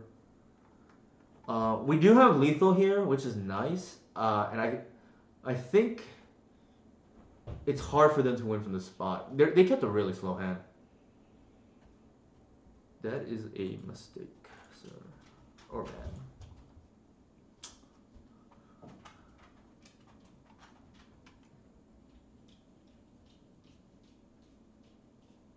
So kind of a bad mistake from our opponent there. Like, um, obviously, if you haven't played against elves before, this will happen, but that's potentially a game losing loss. Yeah, I think it's probably over, like Romario said. Um, the secret about this deck and what it shares in common with, even though the decks are structurally very different, what this deck shares a lot with Esper Vile is there are certain board states that you just want to create. I call them the template board states, right? I'm gonna not even bounce anything here because I want to attack with all. Um, play that.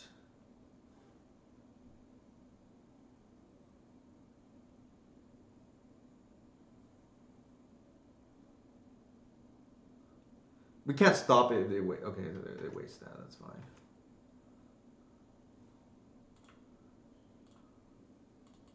We have a few template board states, and we just try to get position ourselves into these template board states, and from there is just winning is inevitable. You don't need to draw up your deck like with Nettle Sentinel or whatnot. Like for instance, this is like one of the board states where you just have a few creatures on board natural order. That's like one of the easier ways to win, right? Natural order, one card kill. Um, there are certain ones too against certain decks where like it's just hard for them to win. Like namely, if you just like start chaining endurances, for instance, against blue red Delver, it's hard for them to beat that kind of hand where you rely on 3/4 tribal. Against control, I think you want Wirewood and like Symbiote. Like eventually you bleed them out because of card advantage. I think this one obviously we like the crop rotation, the Caracas here. I think Progenitus is like very strong in this matchup. I'm not a big fan of Bog. It's another land drop, so it's like not the worst.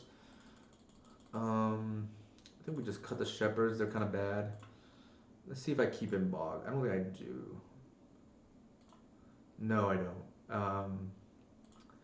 Yeah, it's like another land drop, but I just don't think it does enough, right? And Romario kind of hinted at it, and I kind of hinted at it. Like the game, they just didn't do anything before the first two turns. That's not where you want to be against elves, right? Or just in general. Submit. I don't really like endurance to chump in this matchup, only because one, like hitting the graveyard is doesn't really do anything against them, and two, they also have what is it called? They also have Sajiri Steep to bypass it. This is a mole. Better, but not great. I think the cut is gonna get there. Well, the once upon is like quite bad here. I think I'm just gonna like play to percentages here, right? The cut could be relevant. We'll see. I just don't think the once upon a time is like gonna be active for a while.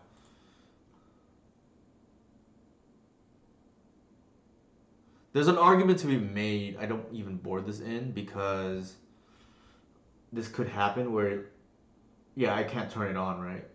But I feel like the games against this deck post board, excuse me, tend to be really grindy. So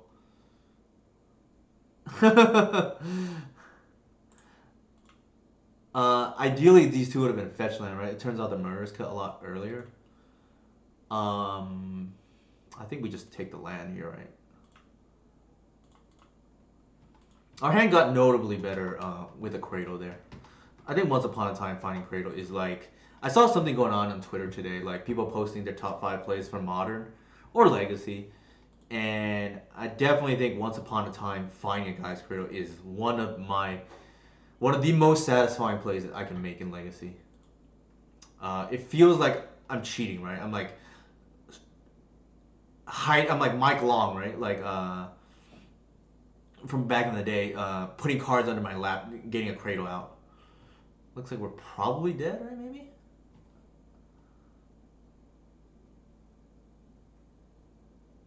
Yeah, I think that they have the kill, but I could be wrong. I think we have to pass here, and hopefully they don't have the kill, and we get the Caracas. I feel like we're dead. So they, yeah, maybe not.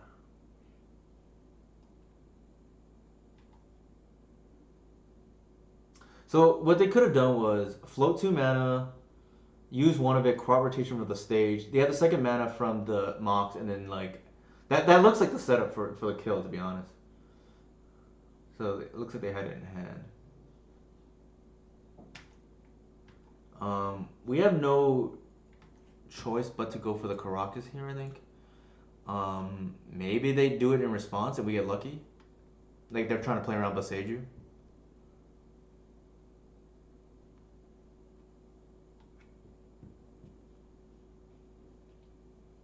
But we will see. Yeah. So we get lucky here.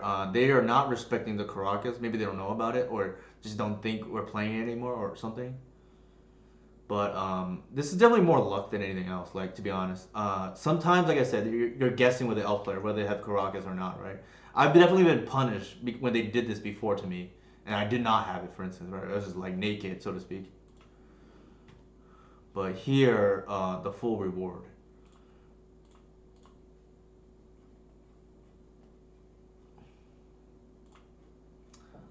I think here I'm going ahead and just play the visionary and then see what we draw. I'm gonna save the glimpse.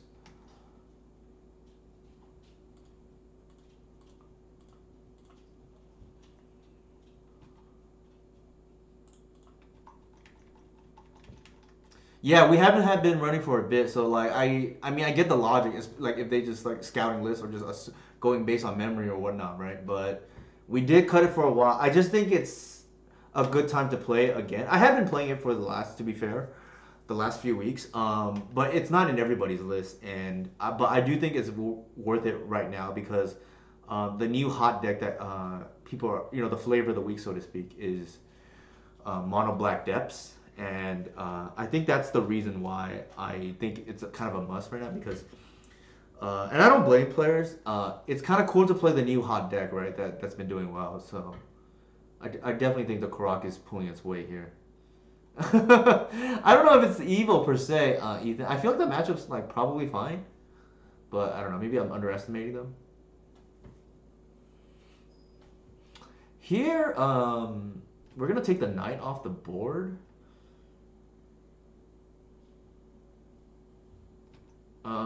I think we probably don't bounce here.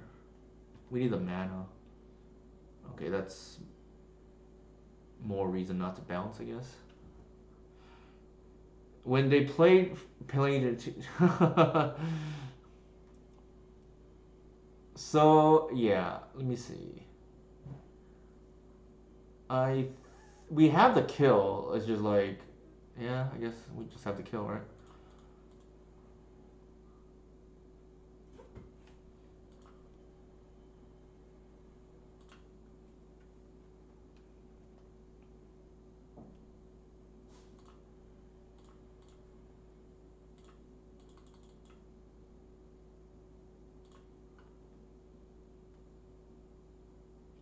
It's just more damage, right?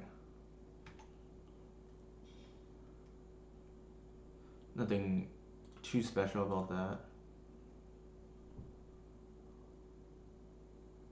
Yeah. I think this matchup is quite good for what it's worth. Although this card somewhat sketch in this matchup, so I may have to think about whether I want to board that in or not. I think it's probably worth it, but it's not great. But the alternative is not great too, which is Allosaur Shepherd. Maybe having an extra creature actually might just be worth it because of Glimpse and Cradle considerations. But yeah, we saw this was somewhat of a liability. With that said, we're 2-2. I'm not like, you know, pretty fun so far these matchups. We got wide spectrum. I'm gonna go ahead and take a quick restroom break, and I'll be back in like 3 to 4 minutes. And then I'm gonna clean up some of the stuff here from dinner. But I'll put up my list for those of you who are curious.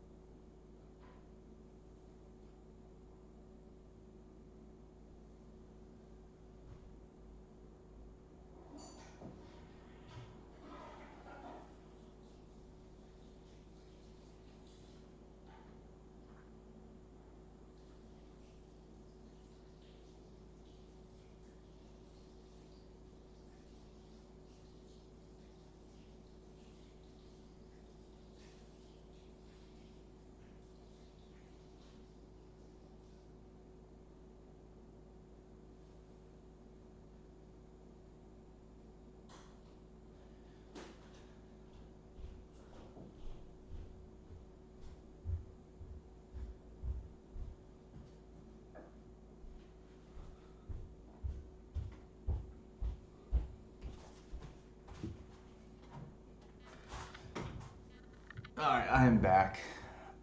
Looks like we're talking about um, the mono black mana base. I think I saw something, but yeah, it doesn't have that many initial black sources.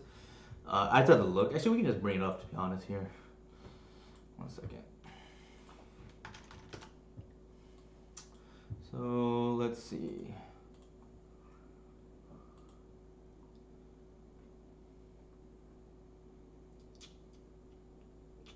Here it is. Looks like 6, 10. Yeah, only 10 initial black sources, which is kind of crazy actually. But to be fair, there's also 4 expedition maps. So kind of, if you want to stretch your imagination, so to speak, it's like 14, I guess. But yeah, the turn one thought seize is not going to be as accurate. Not accurate, sorry, as consistent is probably the word I'm looking for. For what it's worth, L's plays our list right now. We play 8 fetches plus 2 body, so that's 10 as well. But we also had 3 once upon a time, so a lot better. All right, let's see if we can finish the 3-2 dream as Romario hints it at.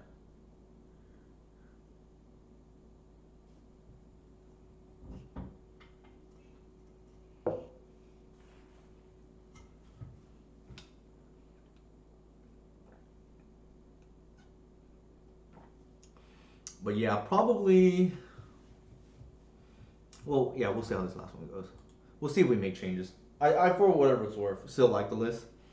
Obviously, white removal would be better, but I think our our knockoff black ones are pretty decent.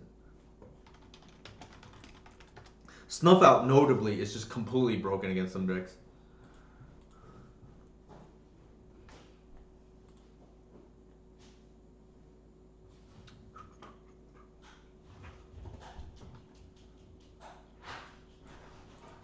All right. Blue, come here.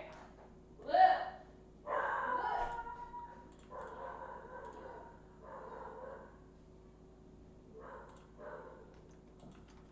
So here, given that we have both the best friend, both parts of the best friend combo, we're just gonna ramp turn one.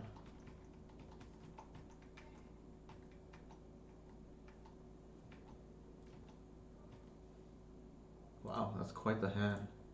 Sequencing here, when you think they could have removal, you lead with heritage. It tends to be the bait.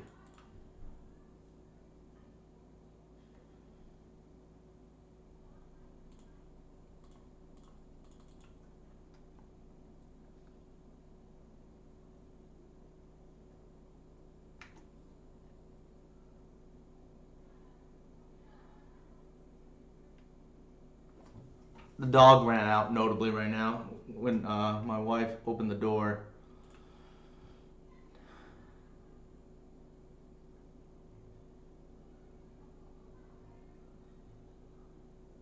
Here, it could be removal on the Visionary. It's hard to say, right? Our hand just got a lot more explosive after drawing the Heritage Road. It would have been a lot worse. Well, not worse, but slower is the right word. Here, we're gonna bash. If they want to like fetch an arbor, we'll more than take that trade. I think here where you will just play everything out.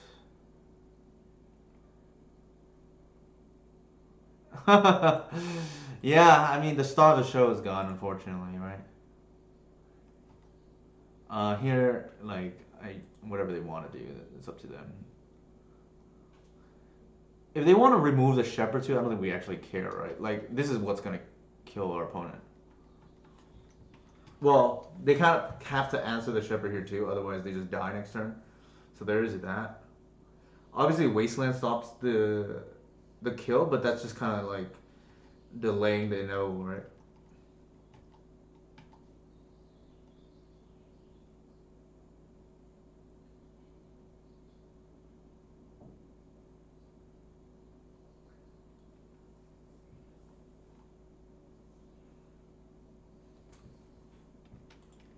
So our opponent just conceded.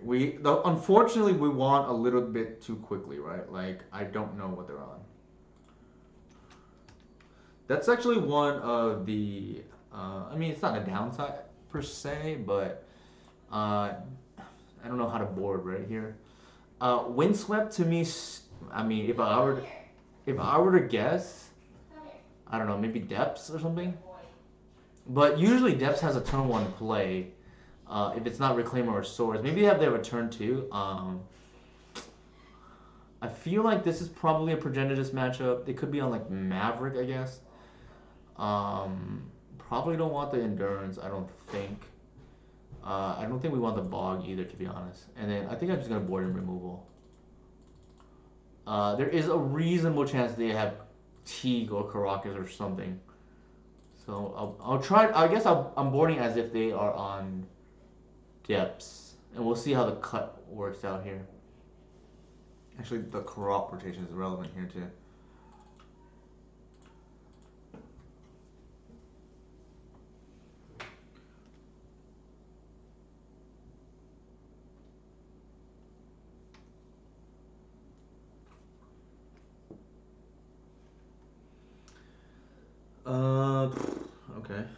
We have like a turn four-ish Cradle Hoof.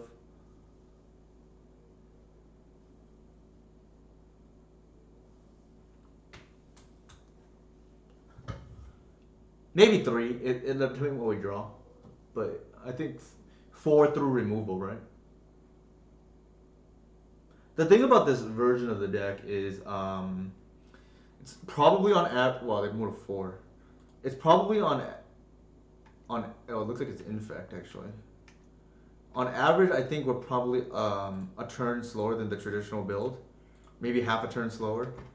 But that's goldfish, right? Like I think in a non-vacuum situation, we're probably actually faster because one piece of disruption really sets the other version back, whereas we can, for the most part, play through disruption fairly easily.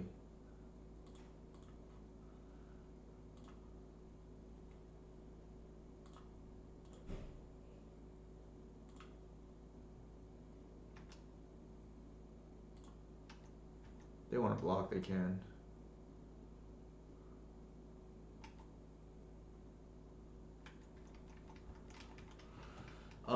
We're at a virtual. I count to 10, right, in this matchup. We're at a virtual 7 already.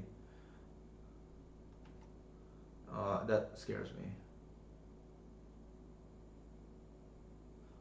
I mean, we boarded okay, right? Like we boarded in three removal spells. We didn't bring the endurance, but this hand loses to endurance. Doesn't matter against agent. It only matters against ink moth. And I don't like discard when it's like creature when they're like tempo wish as well. So I think the way we boarded looks like it's okay. Obviously, we would like the Archon here, but we're aiming for a turn three natural order anyways.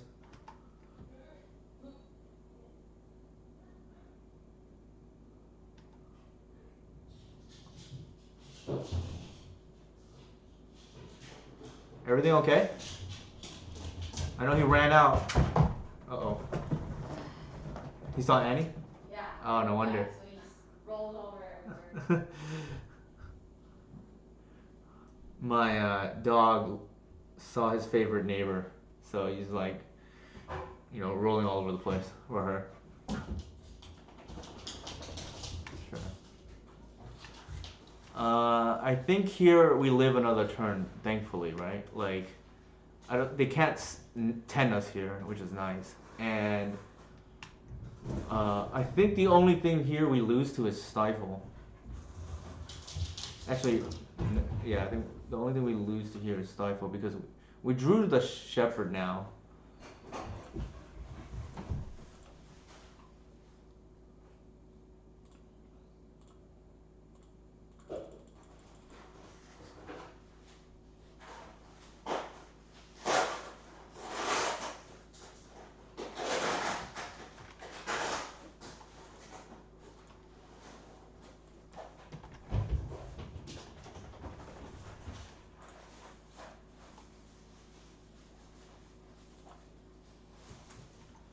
All right, the 3-2 dream is alive. Or accomplished, whatever you want to call it. Uh, not.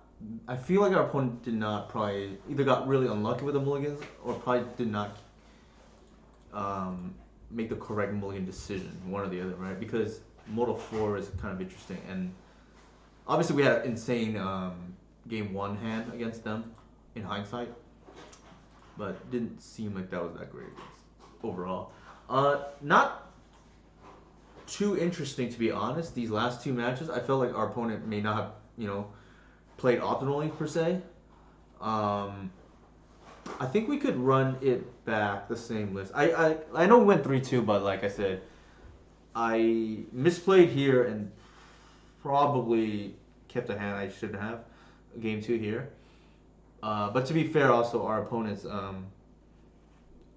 in match 4 and 5 probably either kept really shaky hands or just didn't play correctly. Right? I don't think it should have been lopsided as it was overall. Again, here's for those of you who are joining us now or just tuned in. Here's a list. Namely, that we're on 6 discard at the moment. I know Inigo will play Mindbreak Trap because um, for two reasons. One, it doesn't cost mana, and two, more specifically, he wants to play three copies of Beseju, which we used to run a little bit back, but in doing three, you don't have access to turn one discard as consistently, right? So that's kind of why he's not running the discard package. He's running Mind Break Trap instead. I think I will run it back though.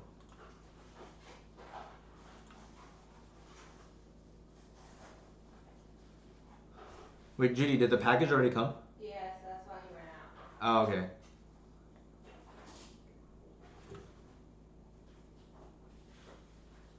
We just went 3-2 in the first league. So we'll see if we can improve on this second league.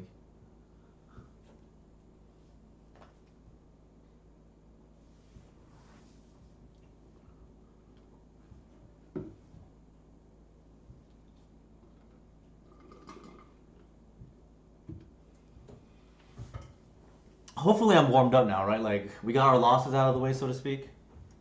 I will play, or I have been playing a little bit tighter, but that's famous last words slash announcer's jinx again, right?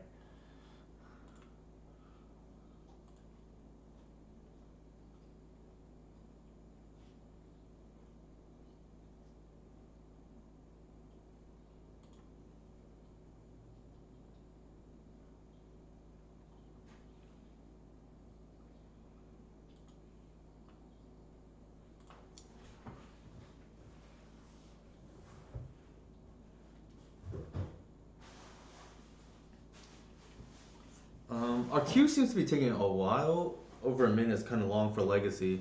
I know, like Vintage and Standard in particular, there's some win trading that goes on. Like I don't know the specifics, but from what I've heard, at least there's because of the lack of players in leagues or fewer, I should say. The wait times are longer, right? And then as a result, some players take advantage of that with their whatever win trading strategies that they use. I don't think that's an issue as far as I can understand, as far as I know in Legacy or Modern or Pioneer. Given those, at least on Moto or NTGO, those are more popular formats, right? Standard, I think, Arena is more gets more standard players, so to speak. At least for online. Okay, we are playing against a Chalice Goblin player. I don't really love this matchup to be honest because they have like a million sweepers and a fast clock. Like I know this player will run Fury's main and then like Power Kinesis sideboard something like that.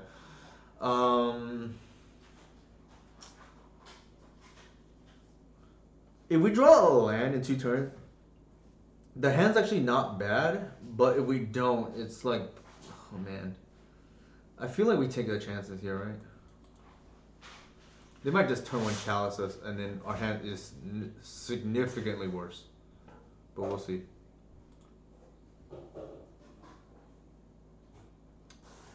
Could be a lackey here. Nope. Looks like it's chalice.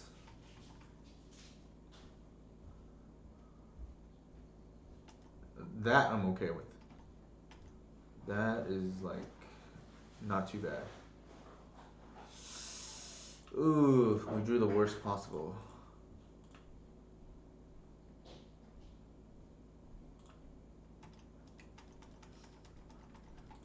The dog is under the table now. He's drying himself off after getting a bath. Oh my goodness.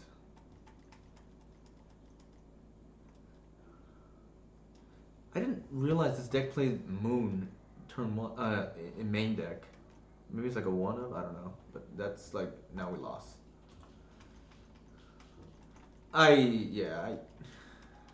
In general, I don't think Moon's even great against us. It's like okay, right? Like it's just off Cradle. But unfortunate here what happened. Now we're just dead. This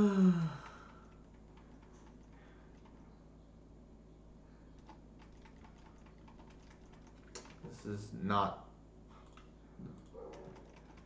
the type of Magic I enjoy.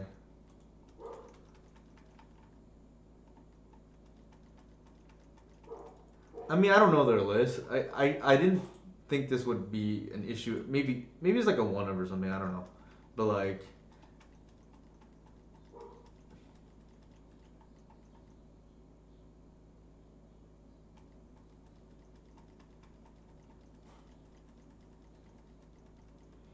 because like you have to have some amount of density is the thing. 9, 10, 11, 12, 13, 14, 15, 16. So we have to block.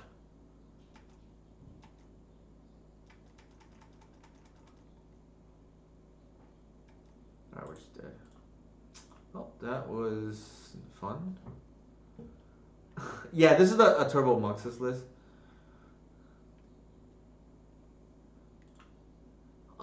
Maybe that's on us for keeping. I felt like the hand was. If we hit one land drop within the next 2 turns, it's pretty good because I think the way we win this matchup is hard. I think the way we win this matchup is with Progenitors, in my opinion. It is a lot like Moon Stompy, so I think I'm gonna board in a similar manner.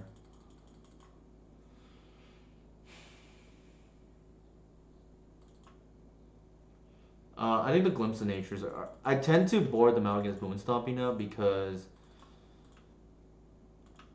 I just don't think you have time, right? Like every turn you're under pressure. Like they're essentially covering bombs from turns 1 through like roughly 5, and I don't think you can just take a turn off and just like do nothing, right? Or not do nothing, but you know I don't. Oh, this is a mole. Awkwardness of being soft to Blood Moon again. Keep. I think we. I don't actually love the Heritage Druid here, so I'm gonna put that back.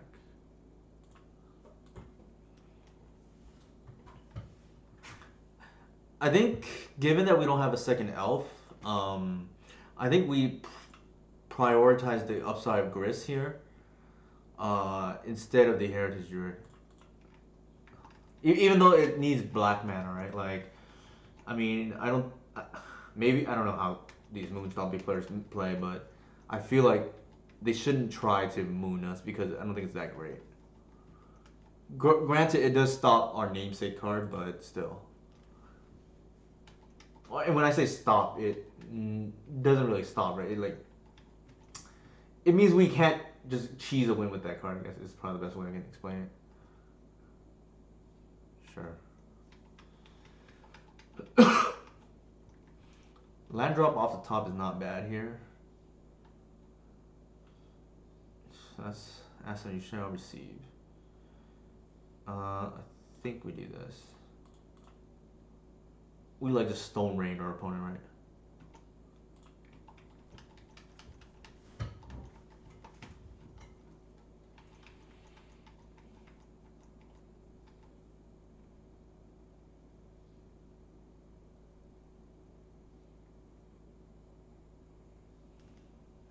I feel like they have a Fury in hand because they always do, but hard to say.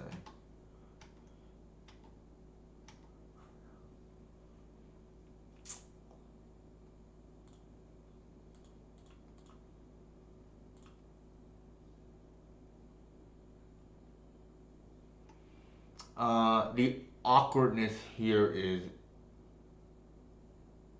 well, I guess with plus. See what happens. Uh, do we trade? I feel like that's a yes.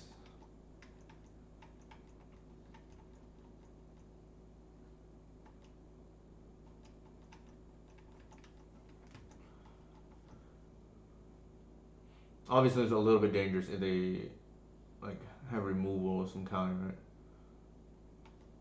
Okay.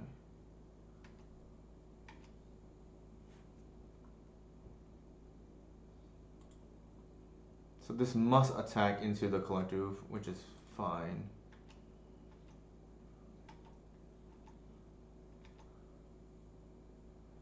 I think the line here is we're gonna once and see what we draw.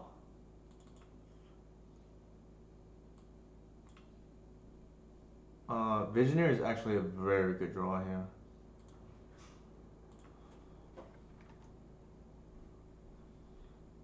That's pretty good too. I think we have to tick down here.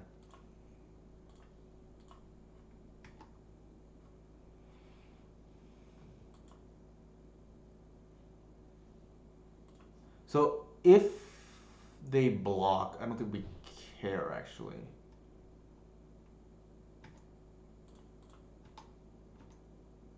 They may block just because we have Visionary on board, but I think we're okay with that. Like they don't have any pressure if they block. Is what I'm getting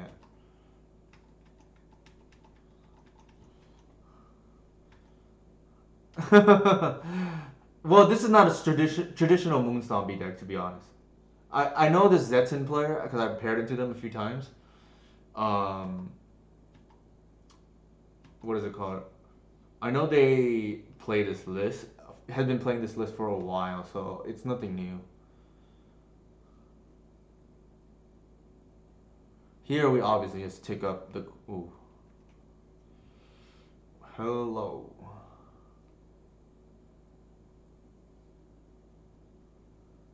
Um.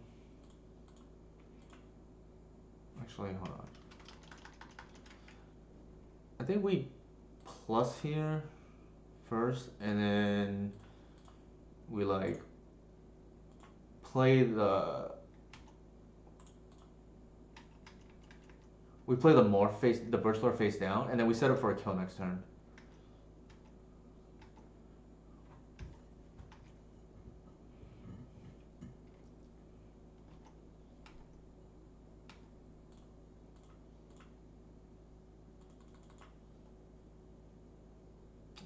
There's no need to put anything back.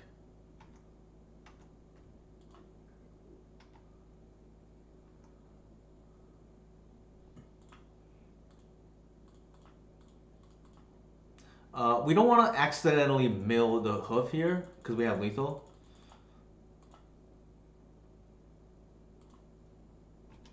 Yeah.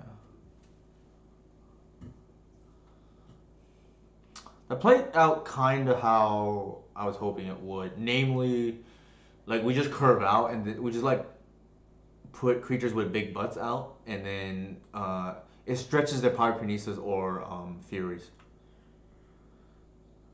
Uh, I think I like this list. Or the 60 configuration as is, and we're just running back. This is how I board against Moonstompy as well. Like, namely, we just cannot take turns off trying to glimpse, right? We just don't have time. Because, like I said, under normal circumstances, they're just. Ooh, what just happened? They're just trying to curve out against us. 1 second, as I log back in. I don't know why this happened.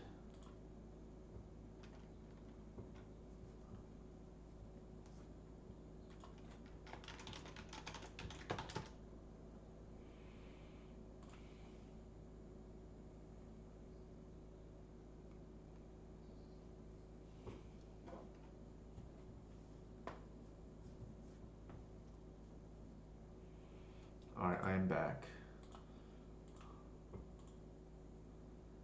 Reclaimer, Crop, Green Sun, Land, sure.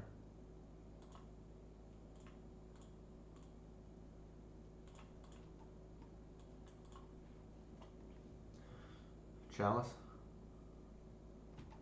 Sure. I think here, the other thing about this matchup is you never know when they're going to keep Moon in. So I tend to not want the black cards, right? Here, we're just going to play around the Blood Moon turn 2 if they get any ideas. Or they just, that's their best line, per se.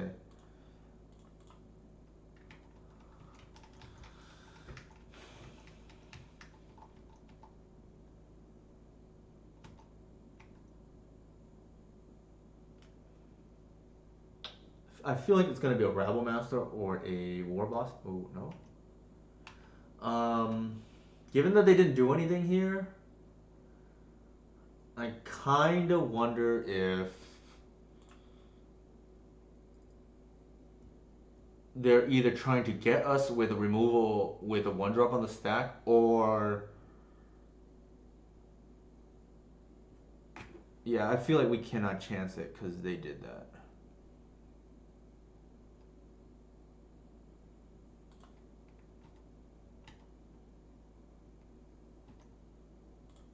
Yeah, we're gonna play it safe here. It could the other thing it could be is Fury of Pyrokinesis.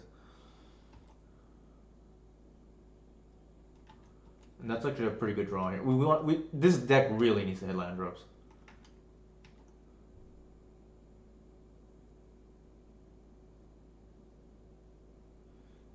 I think a good sign here of what they have is what they do here.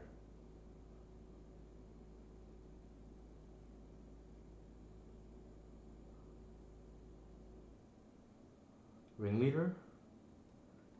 Okay, so they so they were essentially holding up twin shot in case we played a one drop, and that would have been a blowout city for us, right? Especially if we crop something in response. Um, I think the line now.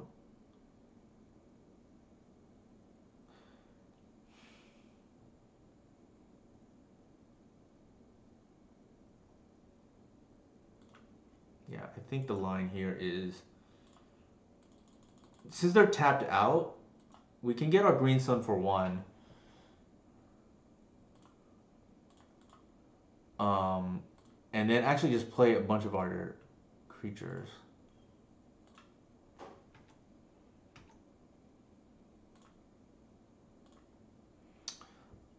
Debatable what we play here. We definitely want to play at least one Reclaimer. It's just a matter of do we want the Symbiote or the second Reclaimer?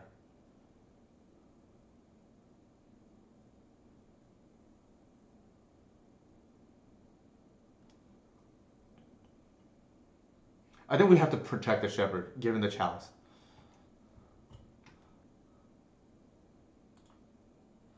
I think also this attack is kind of free.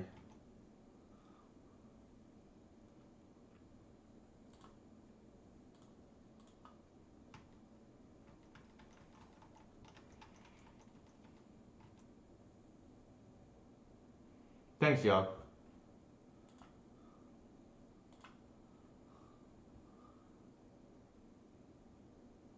Ringleader, sure. Muxus and a Chieftain into play. Luckily, they don't get the Fury.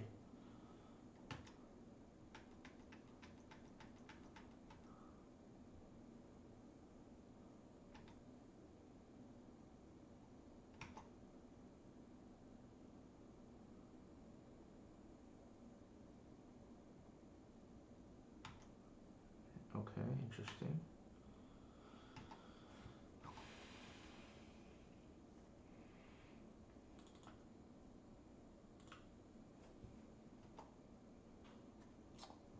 We know what Muxus is coming. That's like quite bad for us.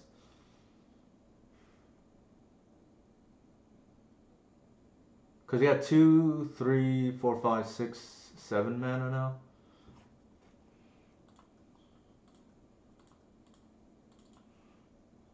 So the line here, I think, is like, oh man, that one short.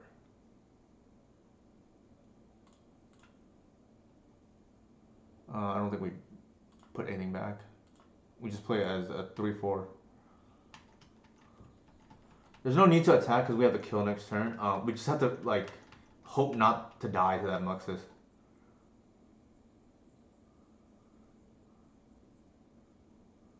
We need them to whiff here on some kind of wombo combo kill. Oh my god.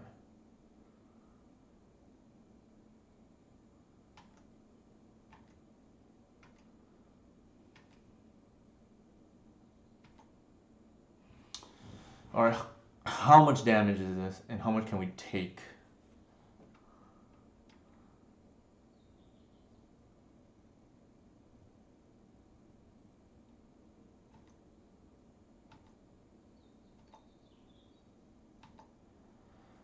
All right, so they had 3, 6, 7, 8, 14 from the non-big creatures, and then we had the block.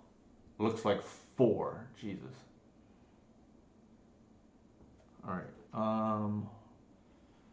Okay.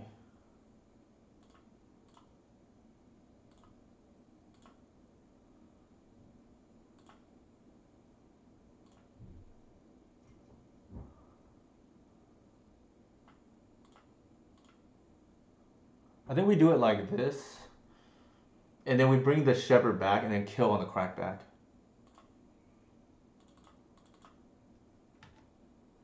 The reason why I'm bouncing the shepherd is because I need the mana.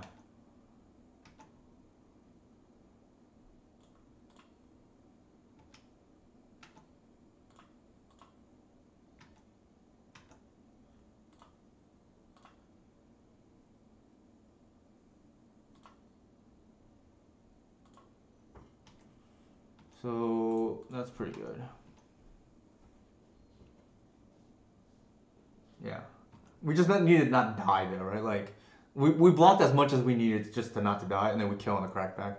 A lot of these games play out this way, even against Moonstompy.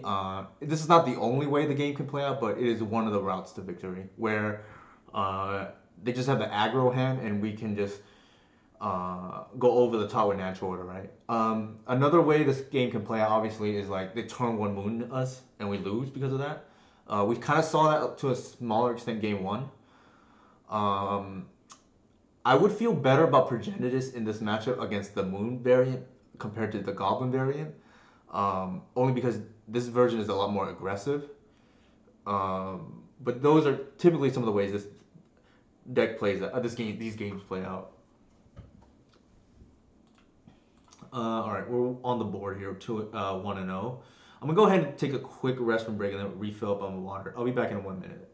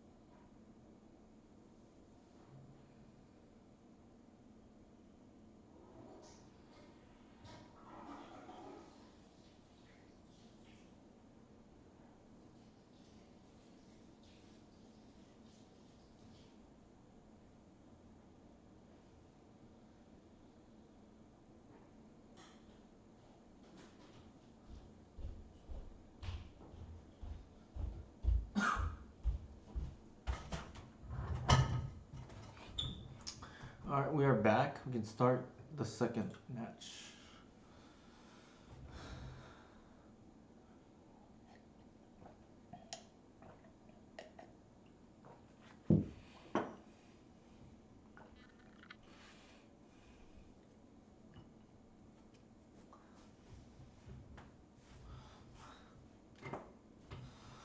Gotta stretch my back, right?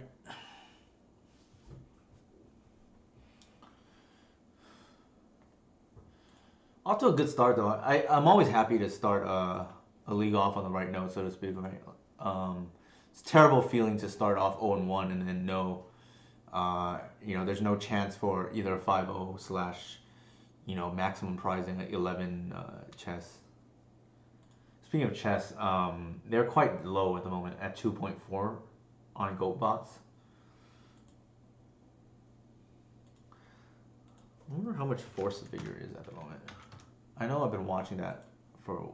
So for those of you who are looking to pick up this deck, Force of Vigor is a card that is sometimes played in our sideboard. It is quite low at the moment, so for those of you who are missing the card, it might be a good time to buy. It's the lowest it's been in quite a while. This is a mole because it's already 5 lands. A younger me probably would have kept that in hand, admittedly. I think here we want to make sure Reclaimer is as big as possible early.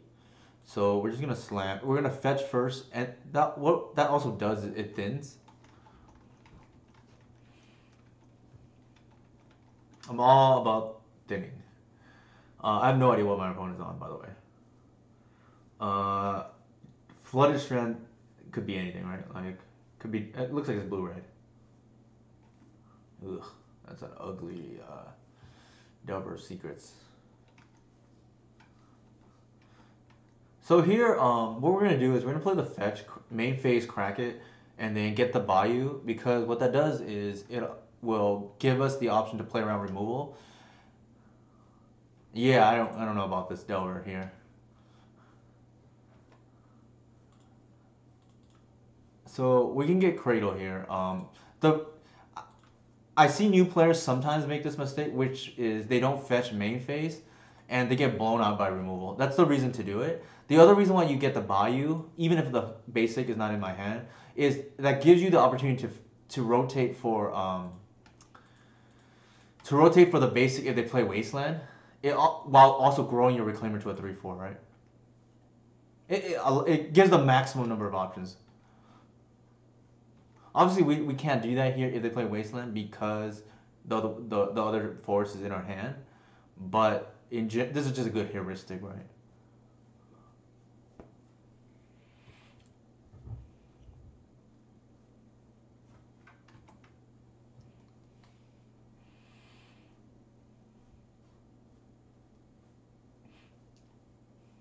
I think this is the line that a lot of newer players with this list, especially if they played the old version, have a hard time doing, which is just like do nothing on turn 2, so to speak, right? Except for.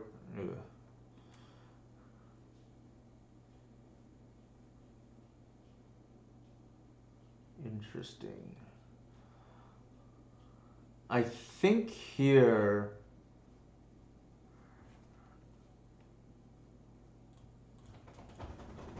We have to grow the Reclaimer.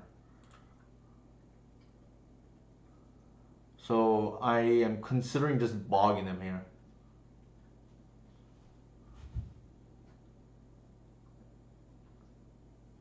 Yeah, I think we get value out of doing that. They want a Wasteland or bog, so be it.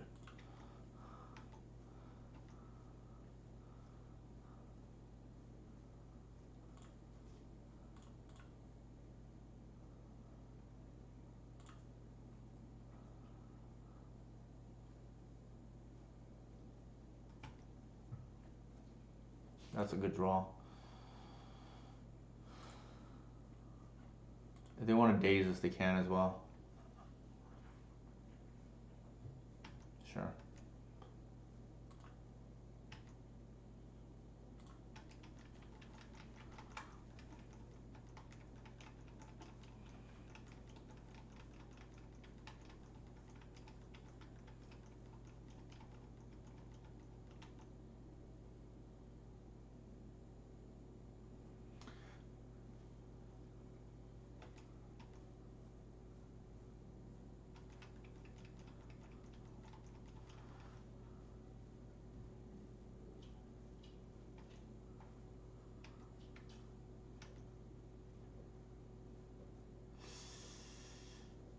Them leaving up Wasteland is kind of annoying.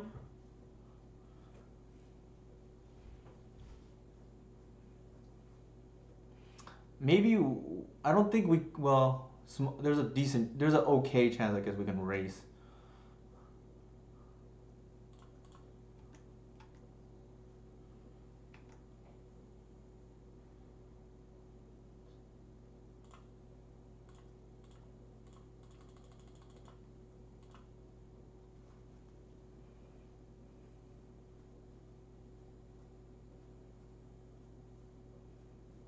I think here,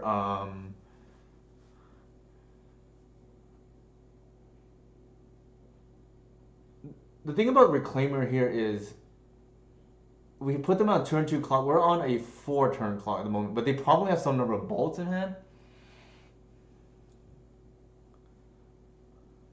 I think we force their hand in terms of like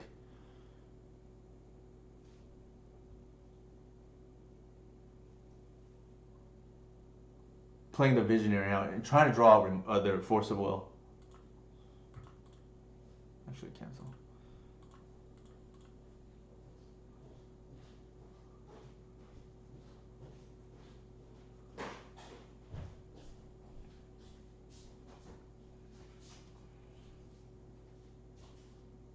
Sure. Okay with that, I think.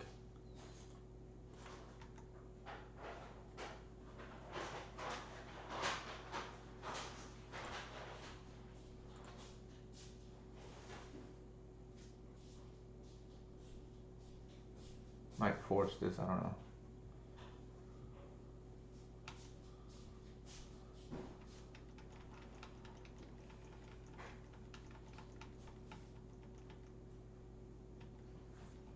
So go to 8. I need there had to be some number of bolts in their hand, right? Like I didn't feel safe trying to race the Delver, given that we went second, I think too. No, it looks like we went first, but they had a bunch of cards in hand.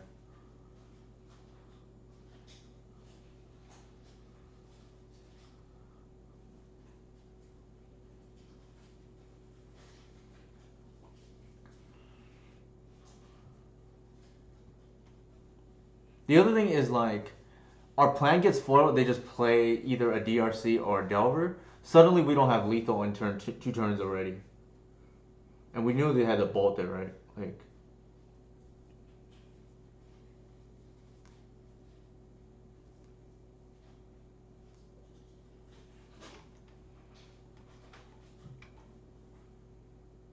I think we have no choice but to try it right now.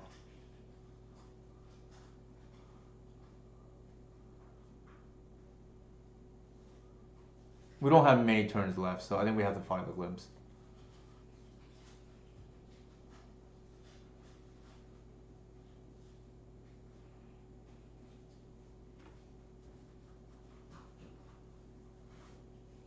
This matchup has gotten significantly harder ever since they banned Ragavan, because I don't think we care about that card. This card deals a lot of damage early on, though.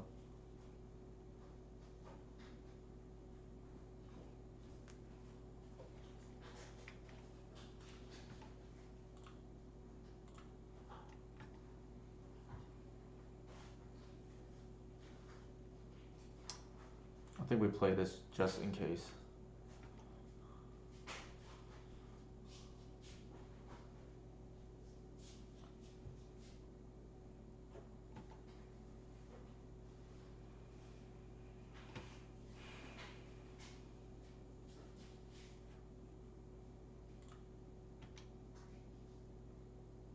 So, yeah, they were holding a bunch of bolts in hand.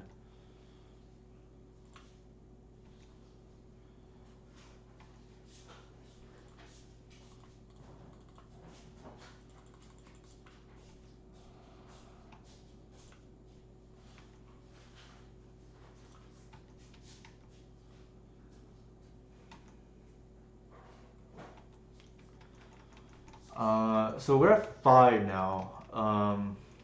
They have 2 bolts. It really depends if they Murktide us here or not. If they don't, I think we probably have 2 more turns.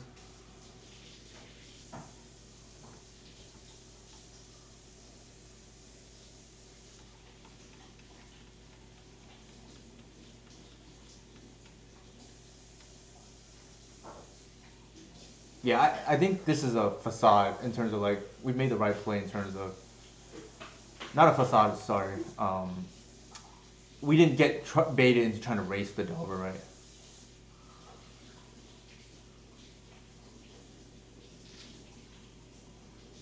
I think we have to bounce here because we know we're gonna glimpse.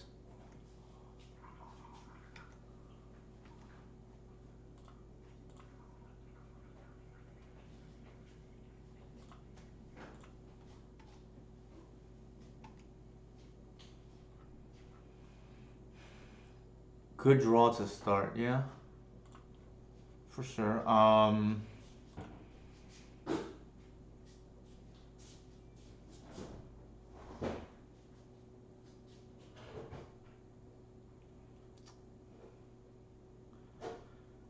This is a hard decision here. We whether we want to bounce the heritage here or play the once. If we play the heritage here, yeah, I think we check our draws first. Well, actually, no. What this could do is we can guarantee essentially that we're gonna hit. They used 2 days already. I think it's gotta be visionary here for the mana implications.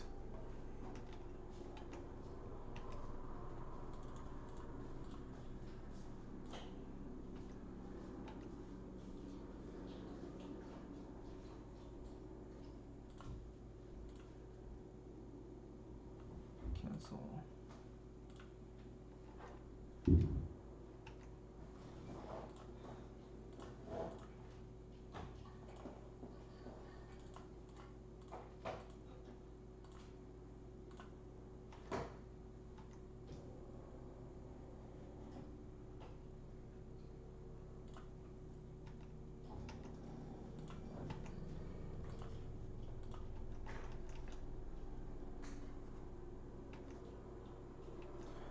We got they used 2 bolts already, so we got to fade a bolt here.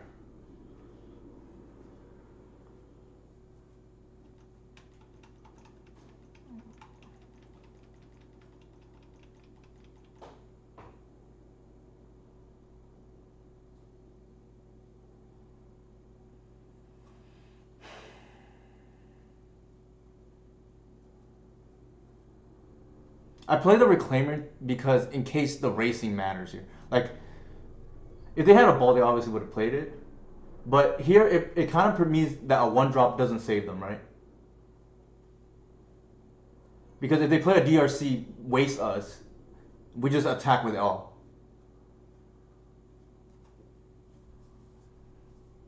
So this what this does is it keeps the aggro plan alive, and it also keeps the combo plan both intact instead of playing the visionary. This game is very close though. Obviously, if they had the bolt, they would have already done it. I think they're debating whether to play 2 creatures or waste us. Probably 2 creatures is correct here, right?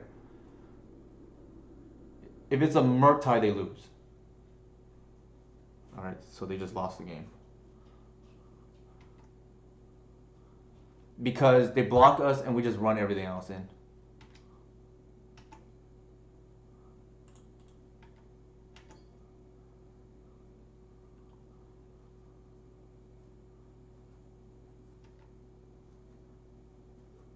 I don't know why they did that. Like maybe they had no other line. Yeah.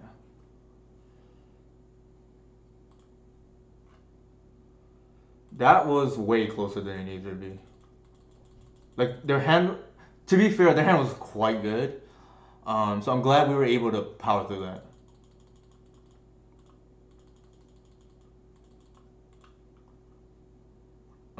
And winning game one is such a big deal because it means you can afford to lose one of the post war games to just like the nuts from them.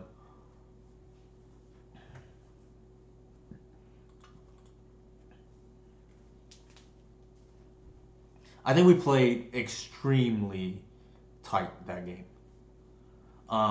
If I dug deeper into in terms of like if we could have played a little bit better, maybe I can find something. But I thought we played pretty well there.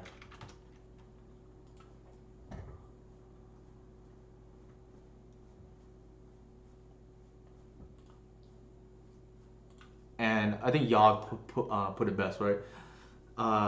The cradle off the top to start the glimpse turn was huge.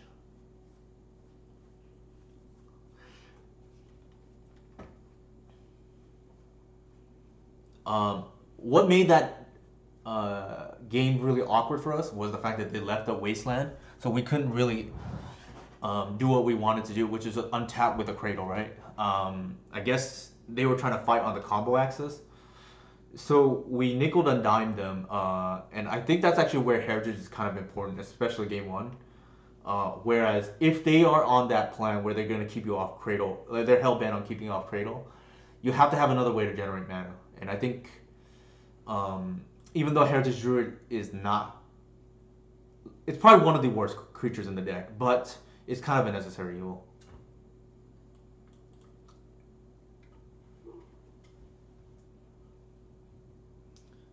Like I don't think we win that game there without the Heritage Druid. I think I keep. This is like a phenomenal hand. The question is whether we want to thin first before the once. I'm inclined to say yes because we really just want to hit Cradle right off the top. I mean, now that we did, even more reason. This should ideally hit a Visionary, Reclaimer, or Waterwood. Alright, so it hit a Visionary. I think I like that. It's good to know what you need off the Once Upon a Time too. Not so much for the beginning of the game, but sometimes you get into this position where you need a combo, and you firing off Once Upon a Time at the right time is kind of an art.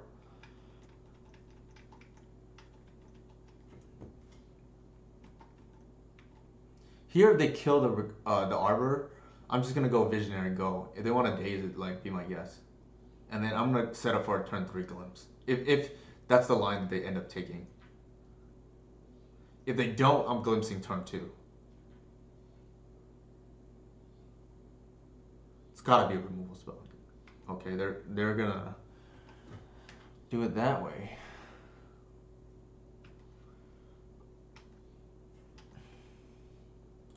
There's no universe. We're not firing this off. I feel like their hand, because they did this, is probably end the festivities. Like it is so dangerous to give the elf player mana on turn 2.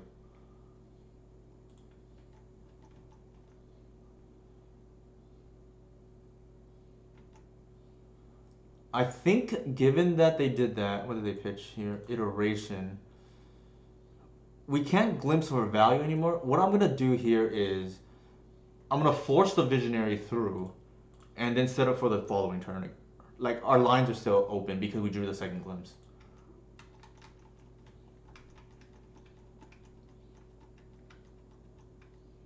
But there's no universe there. We don't fire the glimpse.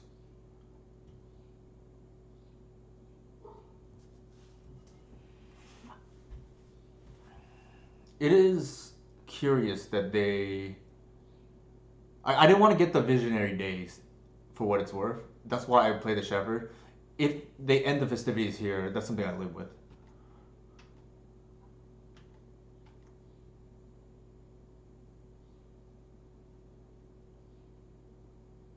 If they attack with both, I'm blocking both. Or there's a good chance I am. It depends, right? Like, what could their last card be? It doesn't seem like it's end of festivity. Otherwise, they would have played it already. It's so greedy if they're trying to save it for another turn.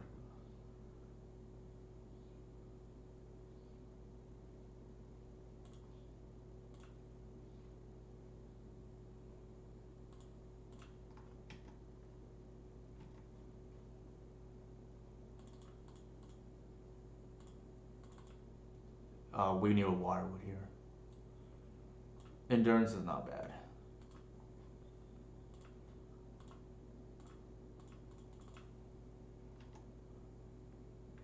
That's pretty good.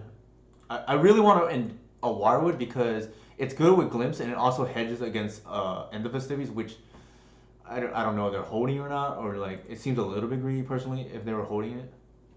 But I mean, we don't know, right?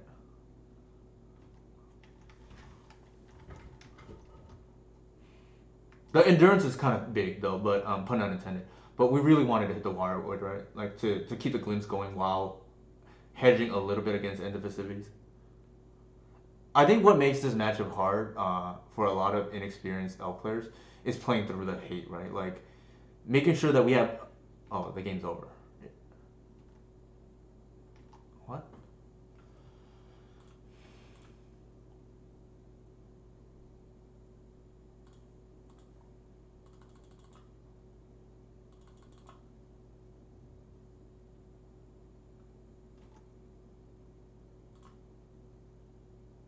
Why did they not do anything there? What? Their hand must be force of will or something.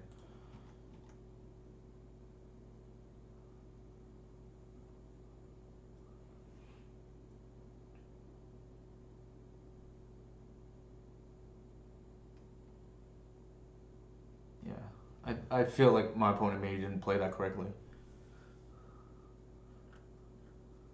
The misplay is given that they have the imbecivities was allowing me to just go for lack of a better word, unharassed, right? Turn two and just untap with 3 mana or 4 mana, really. So that forced out their iteration, their forced pitching iteration, and the game just completely went sideways for our opponent there.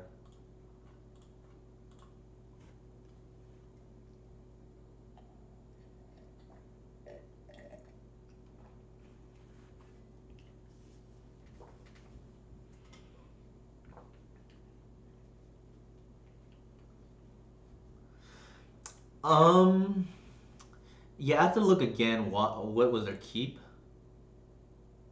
Their last hand was. It seemed like it was forced, but it just seemed weird to me that they didn't like. I don't know. Their hand just seemed like it had no interaction, right? Like sometimes the elf player just has the combo hand like we did, and obviously they had the force, but then just no removal. Hey, Unbad Mental Misstep, thanks for hopping in. We're 2-0 in the second league. In true Newton fashion, I started League One off with a loss, right? We went 3-2, so we salvaged the 3-2 dream after starting 1-2.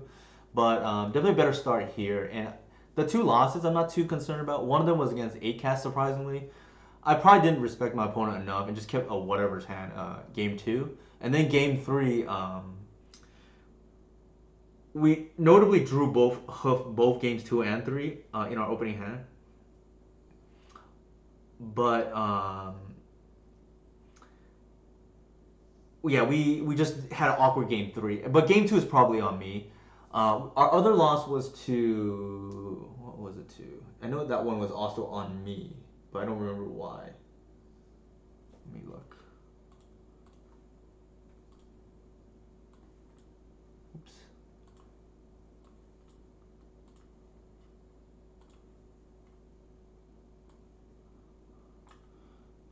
Our other loss was to post, and I punted on one turn where I pitched the cradle when I shouldn't have, and that like completely changed the complexion of the game. But here we go.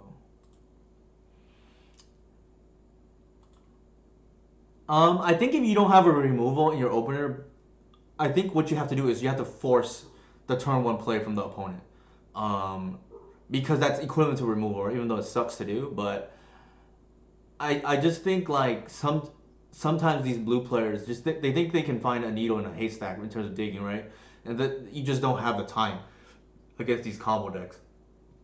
I'm not saying that was the case there, but like a lot of times I see these keeps where it's just like 5 cantrips or something like that, right? Like that's not really progressing the board state, so to speak. And I just think a lot of players lose games that way when they keep like they think they can dig a needle out of a haystack, whereas it's more of a luxury than anything else, right?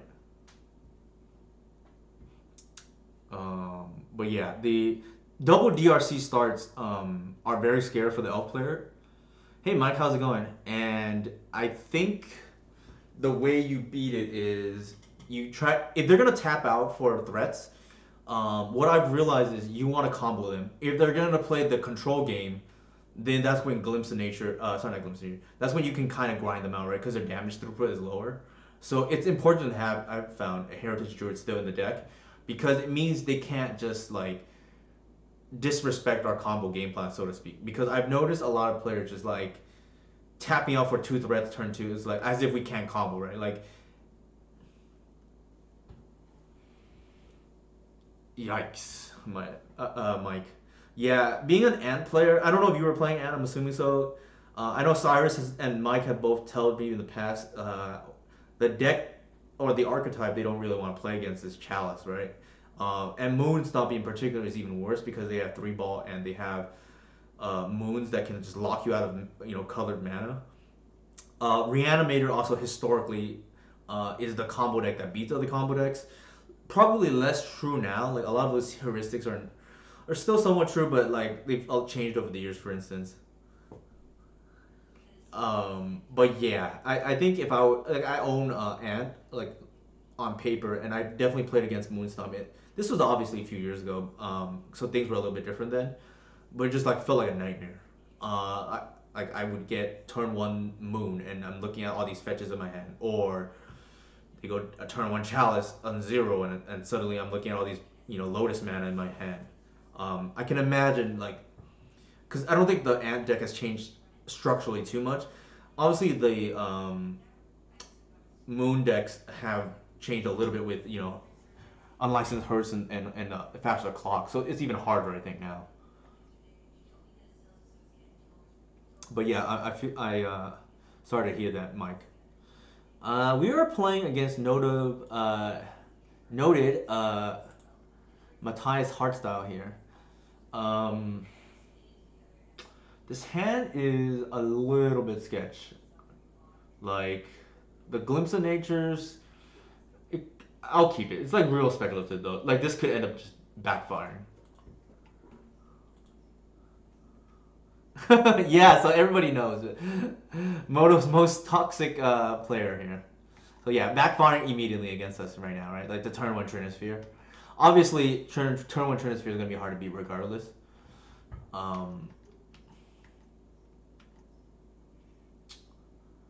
there is another player also, not obviously not as bad as Matthias, but there's a modern player that has a big reputation for being very toxic as well, but not as toxic obviously as this player here. I think here we're just gonna fetch. Um, I think we can maybe. I don't think it's close. Bookish Matt, for whatever it's worth. The person is like Martin Dominguez, noted modern toxic player, but I don't think it's anywhere near as bad as Matthias Hartstyle.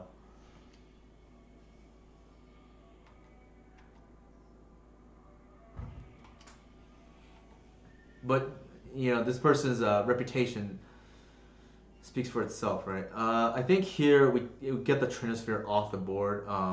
We probably lost this game in all honesty already, but we have to give ourselves a chance, right? Play the Visionary. Um, ooh, this is awkward.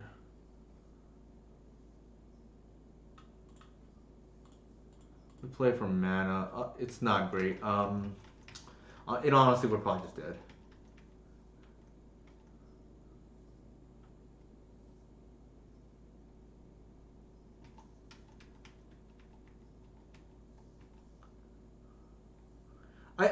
To be honest though, I think if we had kept another hand, we're probably still dead. 6, 7, 8, 9. I think we have to take it all. It give us a chance to try to win this game.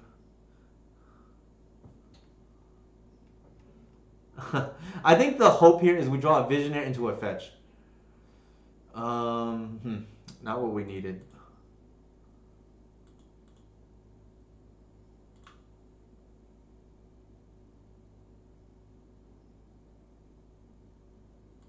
That's correct, staggering, exquisite.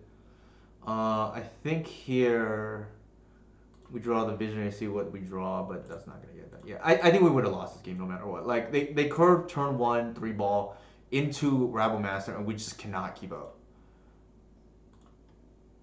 These are the type of games I think we just live with, right? If they have it, they have it. No worries, staggering, exquisite. I often compare. So I'm gonna jokingly say Mike has brought the Moonstomping players to us, right? I jokingly say this matchup is like flipping coins, right? Like if they go first, I think they did. Yes. There's nothing we can really do about their like busted starts, unfortunately. And if they happen to have it, like they have it, right? There's nothing we can do about it. We don't have force of will, so we can't stop it.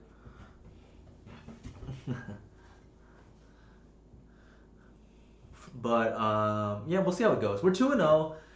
This, like I said, this matchup is like flipping coins. Like, if they win the die roll, they're probably gonna win. If we win the die roll, I think our chances go up pretty significantly. This hand is quite good.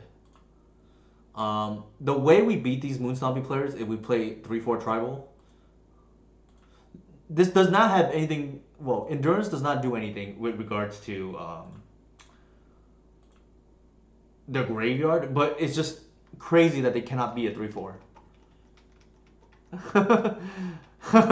So yeah, this person's reputation speaks for themselves, right? The most toxic player in all of Legacy, not Legacy, in all of Moto. I think here we're gonna play the Caracas because we're gonna want to like incentivize them to play a Blood Moon, thinking that we only have one green source, and we're gonna sandbag the forest. All right, let's see what they have.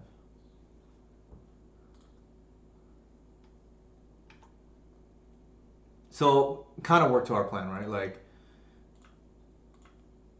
we kind of meant to do this, and now the beauty of it is we get to have the sandbag forest in our hand, right, and start pressuring them now. So we'll do that. I think I want to bash with the endurance, and then we're like yeah we I don't know if it mattered or not, but it's more incentive for them to play a moon effect if we sandbag the natural forest in our hand. Sure. We'll see if they attack here. I highly doubt it.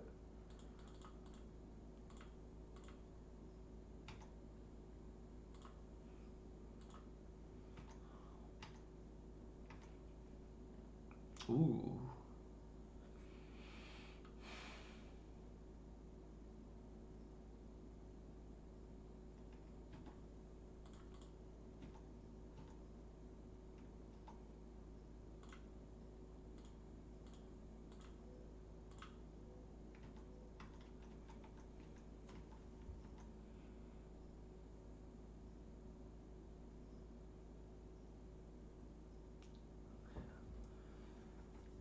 For sure, for sure.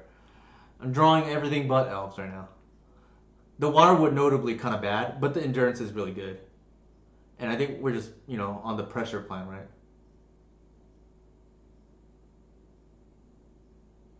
The moon here notably turning off their den of the bugbear and their double mana from city. Sure.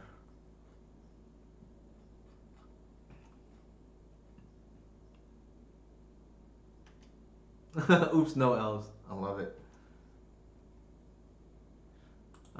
Here I'm like I don't. Do we care? Probably not. I mean, maybe we do. I don't know.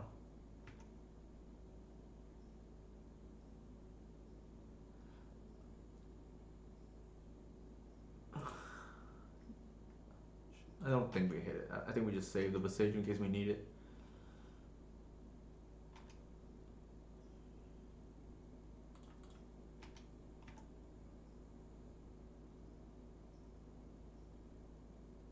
Let's see if they double block. That would be interesting. I think we do it this way.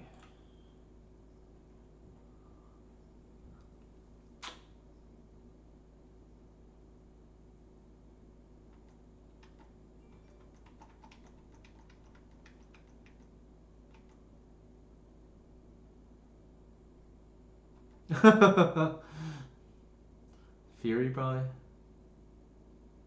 Ugh.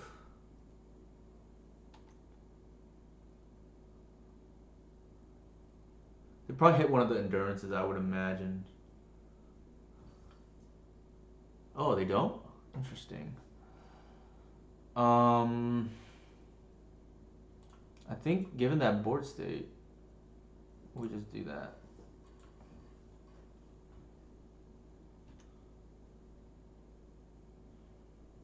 Do we care? Probably not.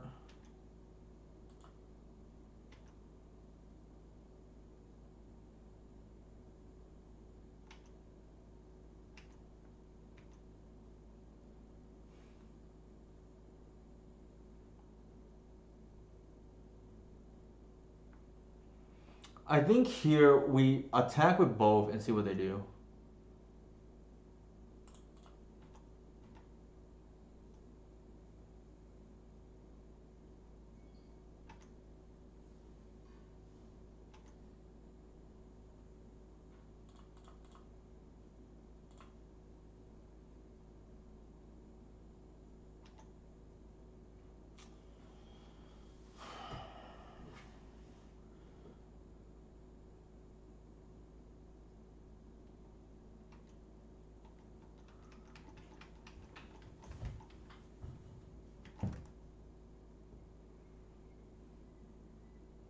Another Fury hardcast. Holy shoot.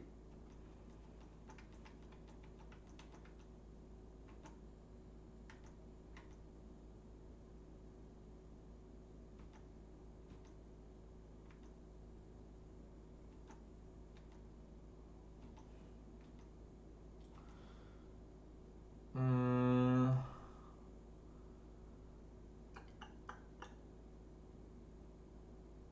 this is tough.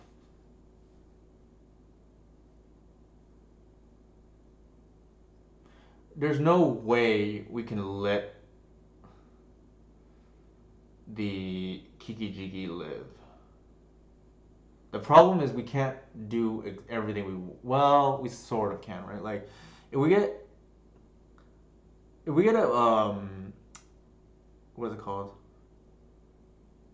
If we green sun here for Birch Lore, then we can actually hit the Kiki-Jiki.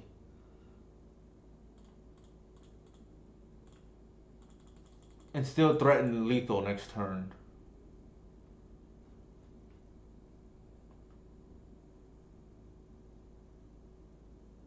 Actually, no. Cancel.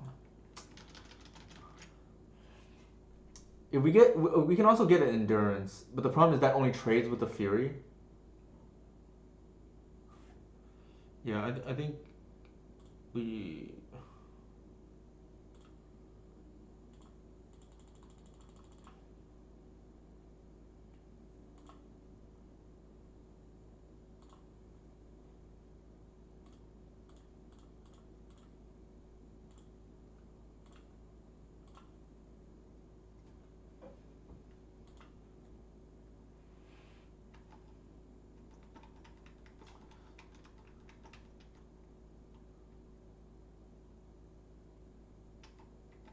Yikes. So 6, 7, 8, 9, 10, 11. We have outs, but it's not looking good. Natural order is an out.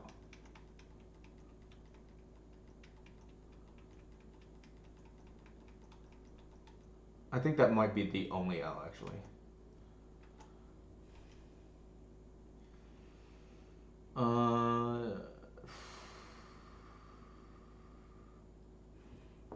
So we block that, we block that, and then they still have a bunch of the other stuff. Yeah, so that's probably game, but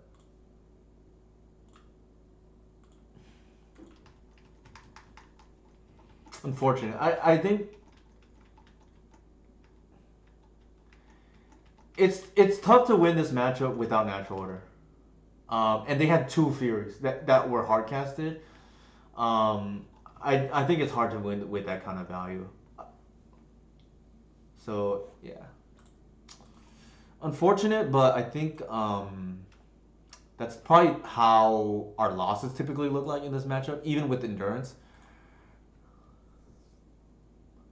Yeah. All right, I'm gonna take a quick restroom break.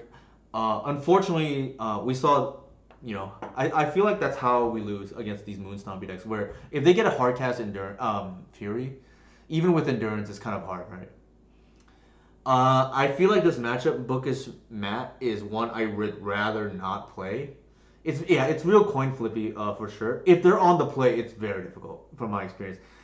If we're on the play, I think we're slightly favored, but so in general, I don't want to play this matchup. The reason being is even though it's 50-50, it's 50-50 in a way that I can't really leverage trying to outplay my opponent, right? Like there are just certain hands we cannot beat, and or at least there are certain hands that we cannot beat if we don't have a specific hand.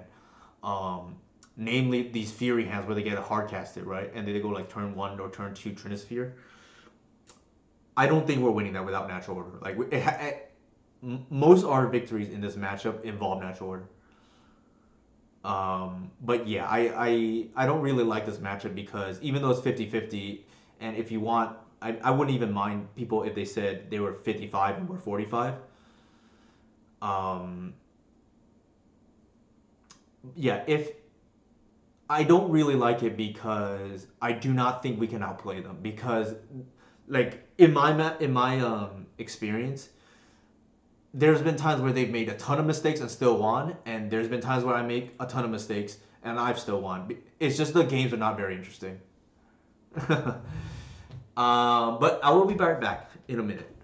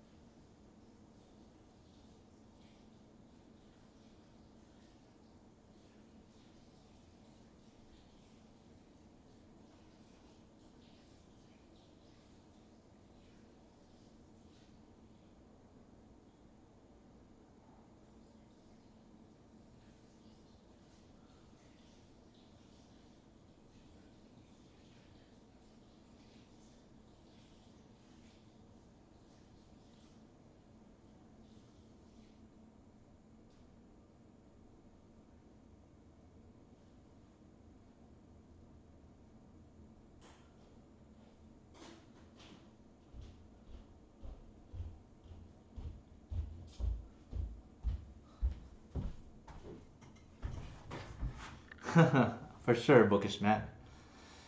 Hey, Francisco, how's it going? Yeah, we are doing good. We are 2-1 in this league. We just lost to Moon Stompy right now to a notorious Moto villain here. But yeah, how are you, Francisco? I think what's it called? I was just telling Chad that the Moon Stompy matchup is quite a high variance. I would prefer personally not to pair against them, even though it's like kind of 50-50. If anything, they're probably even a little bit ahead, I think. The reason being is like it doesn't really matter on either side, like skill level. Like there's been times where my opponent has made a ton of mistakes, it just hasn't mattered. And there's been times where I make mistakes, but it's just their hand did not line up with the hand that's good against mine, so it just didn't matter as well. The best example I can think of is it's kind of like playing rock paper scissors, where like you're just essentially guessing what the other person has, right? Nice. I'm glad to see that you streamed today. Hopefully the family's doing well, Francisco. Here, I think our opponent is on Reanimator because that's. Oh, I can imagine for sure. My brother has a second one as well, so I can imagine. I think we have the mole. I think they've been on Reanimator. I mean, they might not be. I don't know, but keep. I think the oof here is kind of bad. Everything else is like, even if they're a fair deck, like.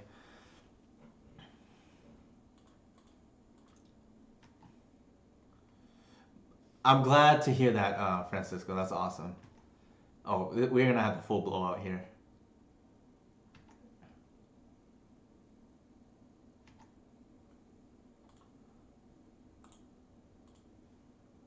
This is kind of insane right now. What we're gonna do.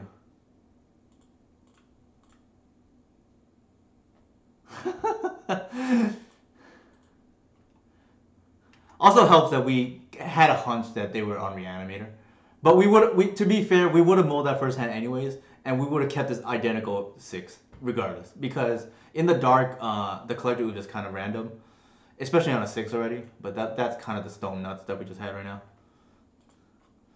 All right, that was kind of insane. Francisco, we do not have kids yet, but hopefully that will, change soon. Looking to join the club for sure. So, I think this. I mean, to be fair, like I don't know anything about this person's history tilt on. I just know they're on Rehammer is the only thing. But for sure, yeah, all of the decks plaguing league, so to speak. We will go ahead and board out the glimpse package before I forget. And then oof is pretty bad here. But for sure, yeah, I think we were pretty lucky to have that hand. To be honest, like I think that their hand beats almost any hand from any player. Right? Otherwise, oops, did we already click? I think we want the murderous cuts. I think in this matchup as well. Check out the glimpse. Take out the last visionary. That's great to hear, Francisco. I'm glad to hear. This is the second one, I believe, right, Francisco? And I don't remember the gender of the first one, but I'm glad to hear that your baby's doing well. Excuse me. Congratulations, Mike. I am stoked for you for sure. Yeah, I think so. The logic behind that is, I think we keep this hand here because of the Thoughtseize. That's awesome to hear, Francisco. Great name. Very, almost looks like Celestial Colony, which is kind of funny. We have a 2-1 split bookish, Matt. So 2 cut, 1 snuff out. I think the most removal we can play with this kind of list is 4, 2 of each. You can't play too many snuff out because ooh. They're just gonna go for it again.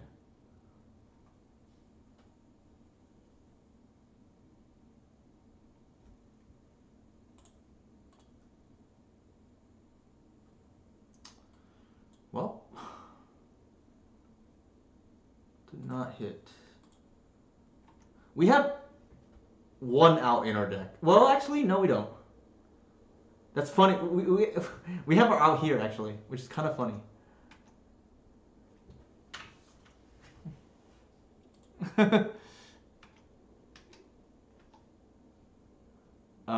Interesting.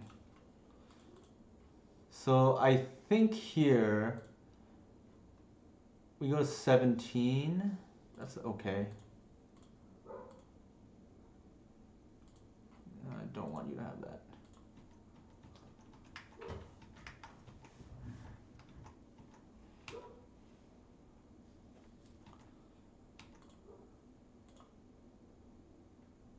I don't think you see yourself just yet, Samuel.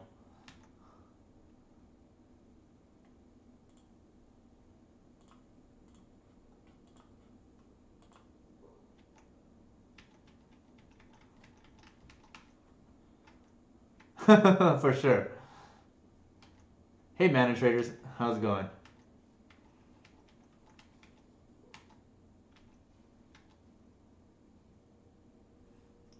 Murderous Cut, ironically doing work here.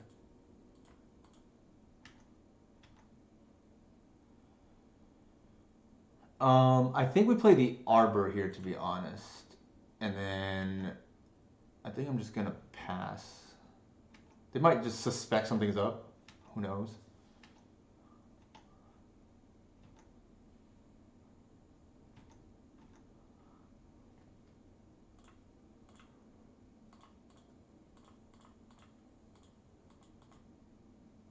Super dangerous for them just to go to turn one Iona. I think you just get Gristle Brown, right?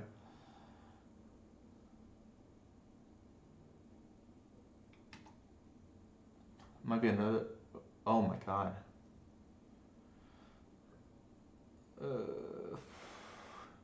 The funny thing is that turns on the Murderous Cut.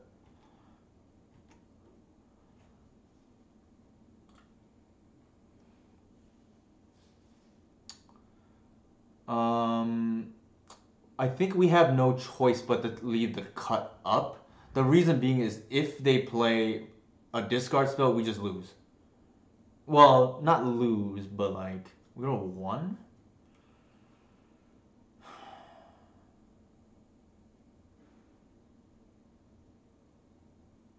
Yeah, I think we have to make this. We can also double block. I'm not like really a big fan of that.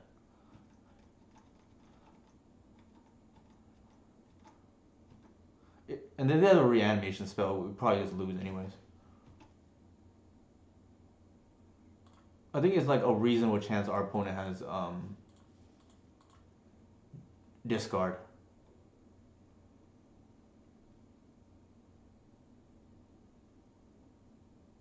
Oh god.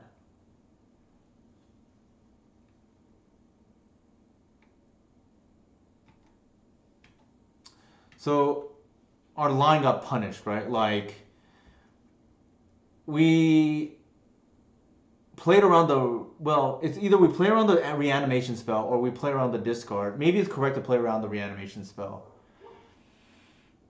We could have double blocked. Yeah, okay. That's fine.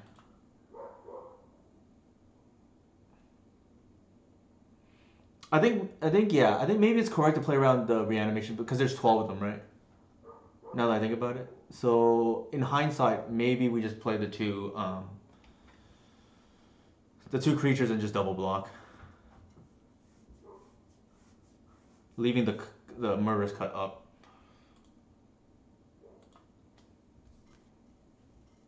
So live and learn, right? I just didn't think it through. I was thinking about discard, and we could have technically just killed the Iona again, but unfortunately it didn't work out there.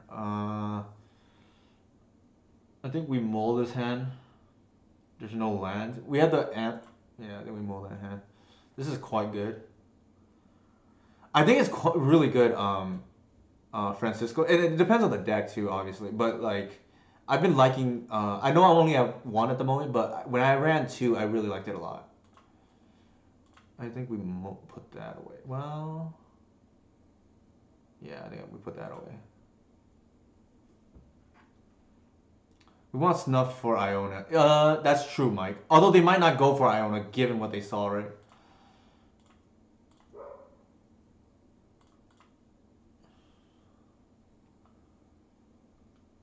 Okay, interesting. So we take the Entomb.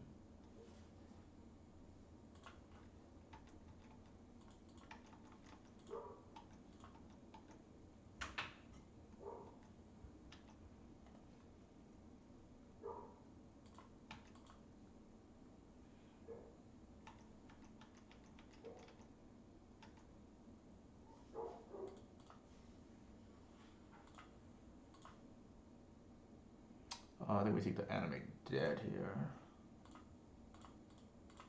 And we're in a good spot now. We untap, we win.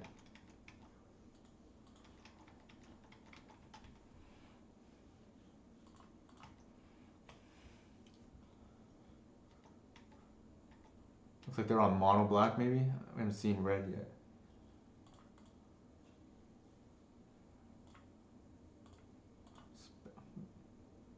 Ritual.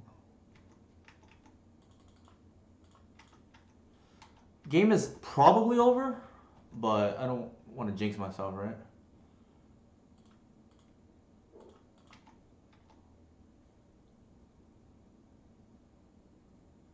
Sure, I don't think I care about that.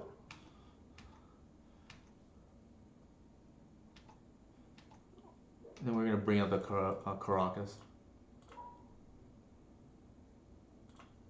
In case they get any ideas. That's quite good.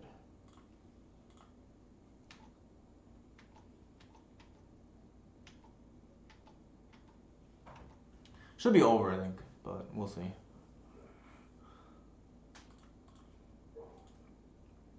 Like, we don't actually care about this.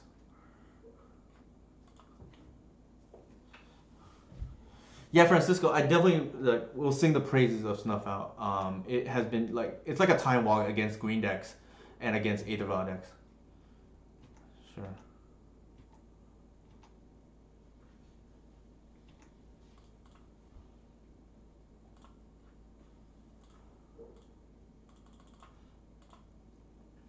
I think we start applying pressure.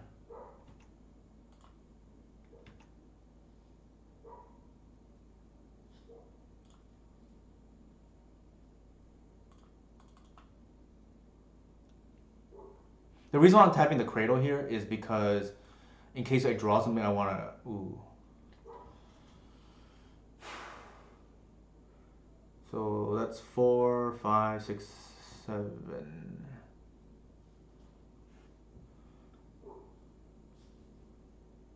I think that's fine. We're just short on... Well, yeah, we're short on Cradle, right? Like, I mean, on Hoof.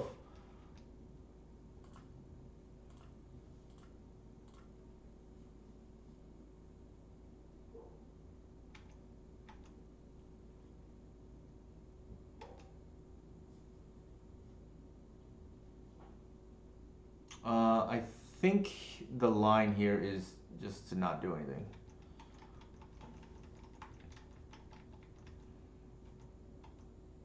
We have insurance in case they go for a reanimation spell. With the wire, we're untapping the reclaimer.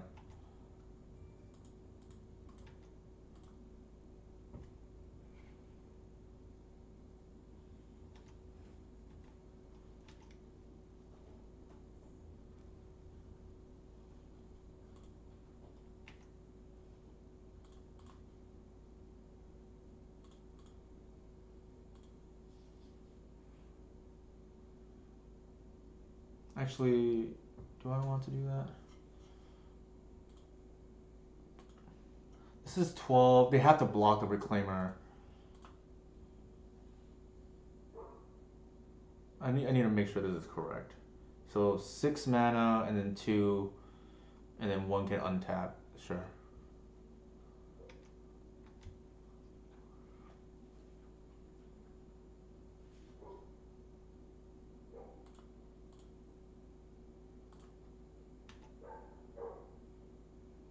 I think here.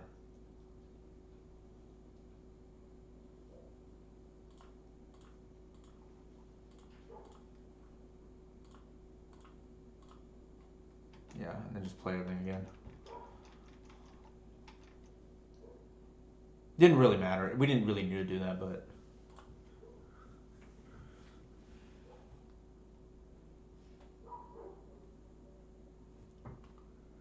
one of our best matchups, I think, which is crazy to say. Granted, we stole game one, admittedly, but I think I think definitely having four endurance, four reclaimers, the matchup is like pretty good now. When historically, I think Reanimator has been the boogeyman or boogie woman, which whatever you want to say, for opposing combo decks. I do think the green decks and DNT specifically beat up on Reanimator pretty hard now because of the reclaimer and the endurance and the once upon a time to find them, right? Like that whole core is in every green deck right now. And essentially, I jokingly say, or not even jokingly, but I say it's called the Sylvan Syndicate, right? Because similar to the Cantrip cartel for blue decks, it just gives so much consistency for green decks. Also, Green Sun obviously for extra copies of Reclaimer or even Endurance. Um, what is it called? I think also it is great that we have Francisco here because for those who don't know, Francisco is pretty much the equivalent of me in modern in terms of the biggest reclaimer fan, so to speak. This is like a mode of 5 already, so keep.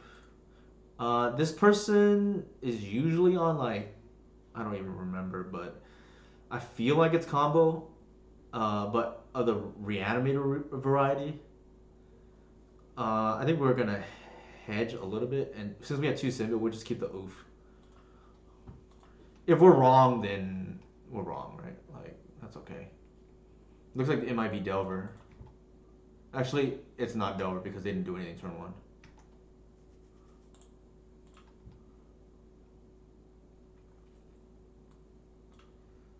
We take a heritage here.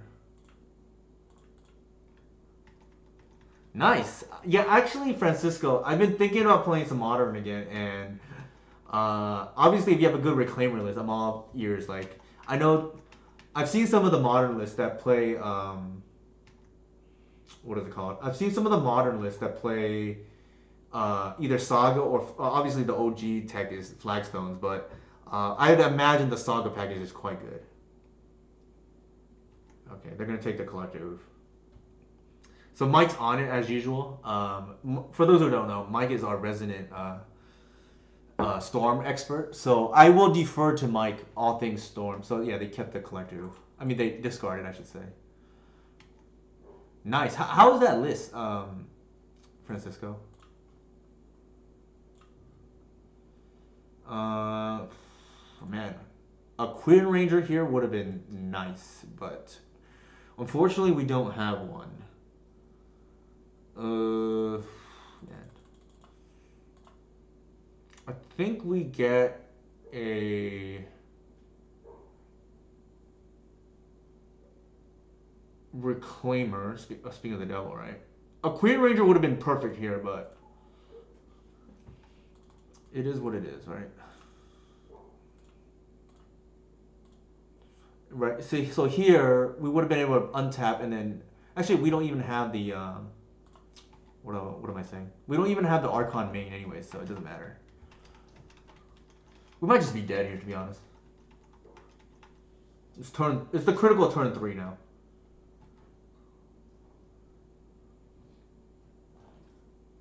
Sure.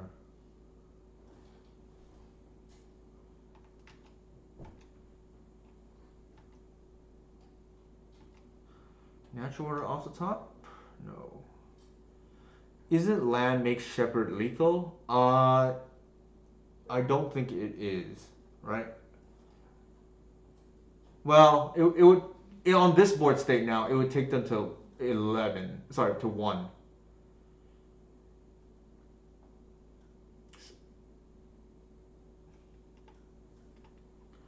The reason why I didn't take the Shepherd is because I wanted some interaction in case they had the discard spell, which they knew with the natural order. Here, yeah, we would potentially put them to one. They obviously can still beat us with Pass and Flames. So it's like win, it's like either or, right?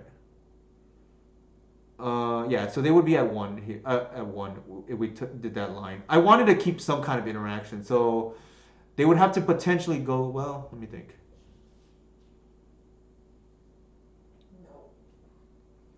If we fetch here, Reclaimer, activate, so we can't do everything we want the same turn.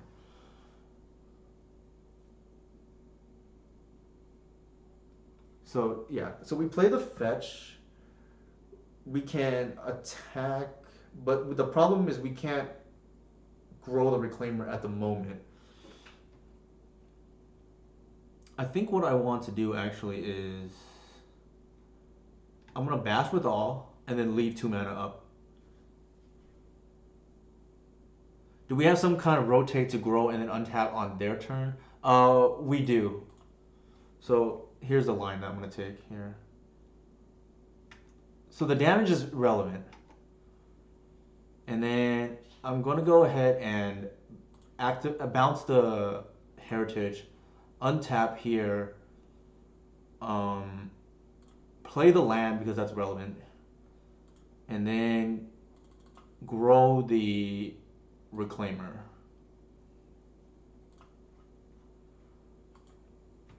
And this way we still have the reclaimer live for whatever they might have, right?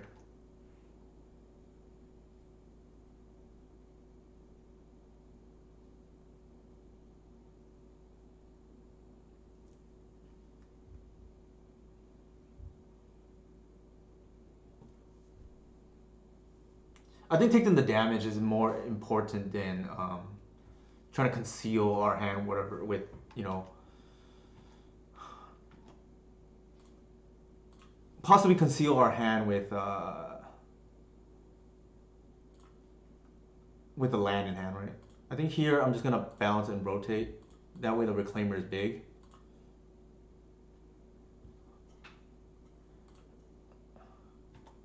Yeah, so that's what I'm banking on too, right?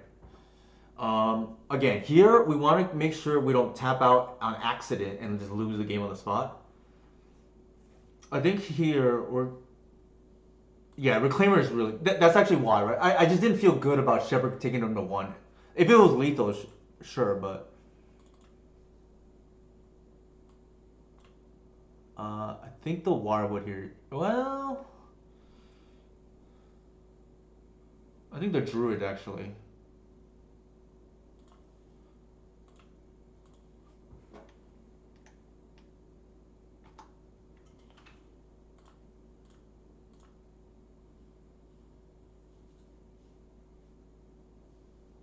Okay, let me do the math correctly. So if we attack with that, I can bounce the Druid, untap the Reclaimer. Actually, I can attack with all, I think. Because what's going to happen is I'm going to bounce the Druid, untap the Reclaimer, and then we can just do the same trick next turn.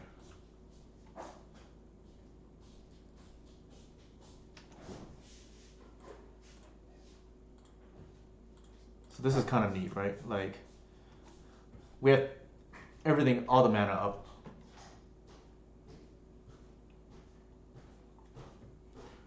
And Pass and Flames is off here. Sure.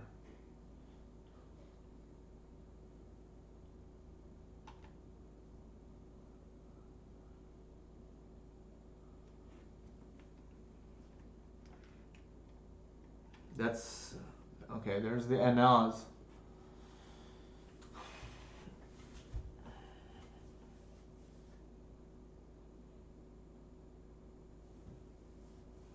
They discarded the tendrils. Interesting. What is going on?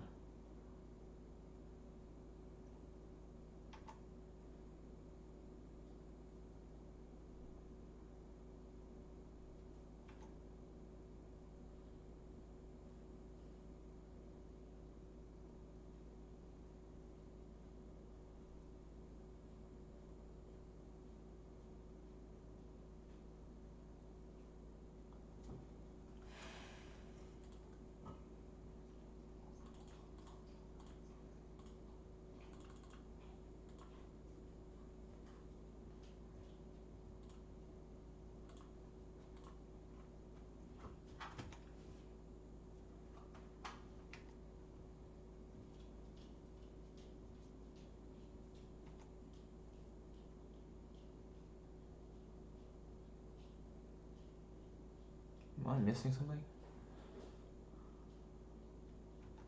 Hey, HC Fox. Maybe they have the. What is going on? Oh, I think they have the Ave. Shoot, that's annoying.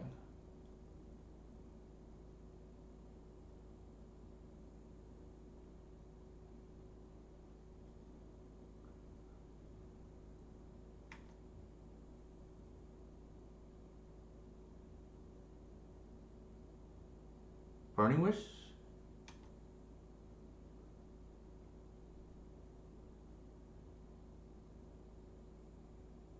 Oh, jeez, wow.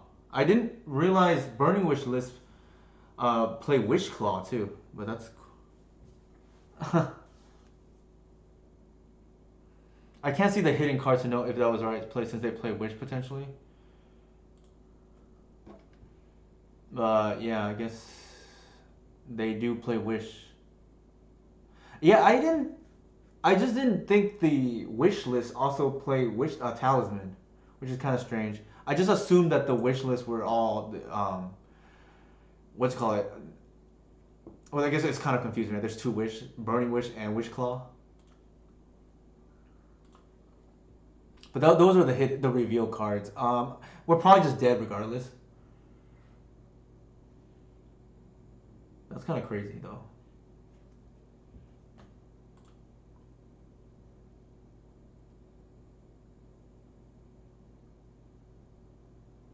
Yeah, our opponent played well there. I just also didn't expect him to have Wish. So when our opponent actually discarded their tendrils, I thought we had won. But nevertheless, well played by them.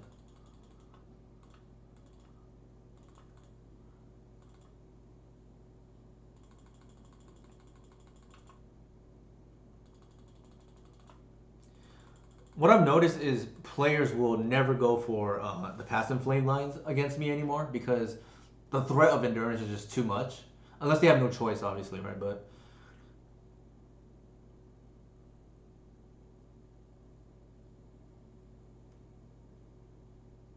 for sure, Mike. Yeah, I considered it. It's just I felt like giving them two turns probably wasn't enough, right? Like, but it definitely was worth it. Excuse me, a consideration. The other issue though was if we didn't draw a land, then the hand is dead too, right? But I guess if we didn't draw a land, we'd probably win with whatever it is, like a green sun or whatnot, or natural order.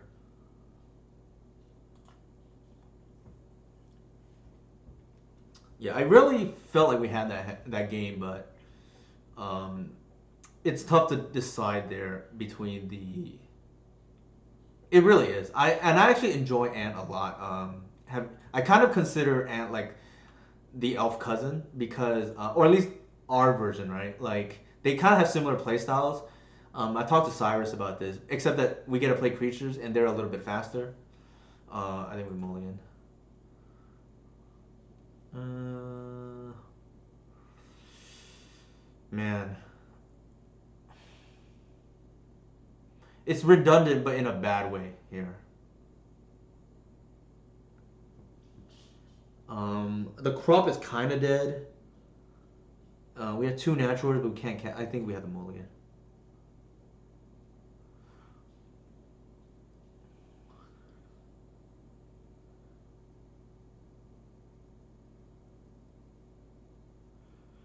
Yeah, yeah, for sure.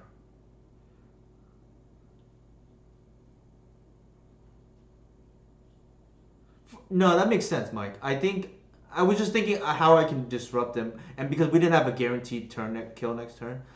Oh man, we're at 5. I think we have to keep this at 5. I don't think we can go to 4.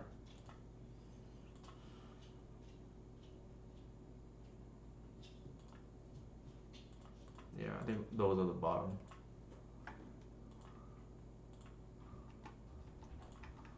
We're probably in a bad spot, honestly. But I don't think we can go to 4.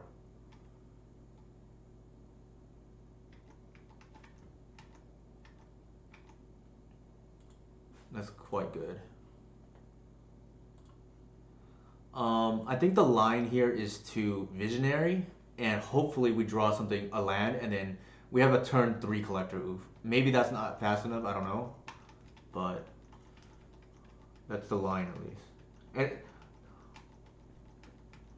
because the problem is, we're expecting them to have a discard spell, and this line is more redundant to it. Granted, we could miss, right?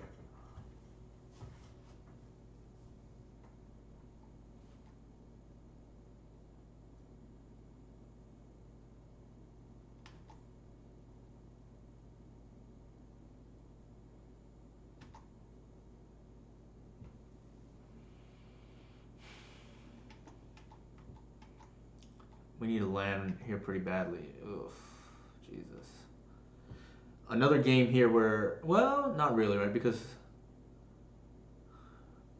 that Queen Ranger looks pretty good right now.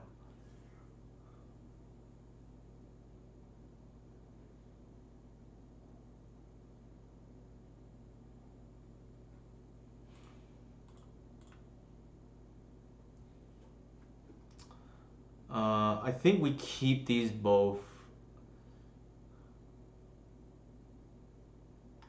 and just abash. We're probably dead.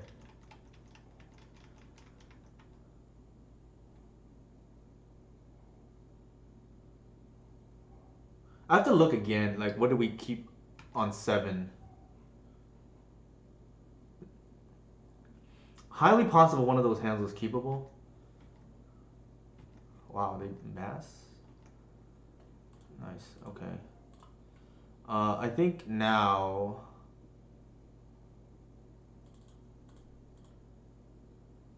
Surprisingly, not Mike. If we get 1, what does that do? See if there's a 1 left for a Wirewood. Yeah, there is. There's 2. If we get 1, we go down to 1 mana. Yeah, I think I like that actually.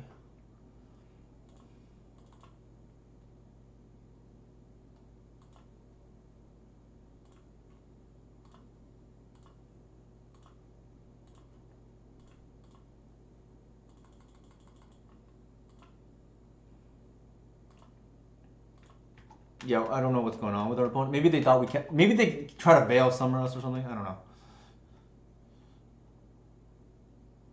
Oh, okay.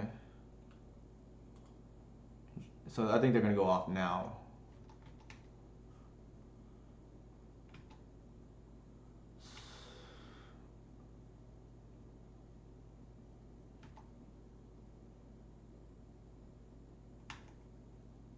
Yeah, now we're dead.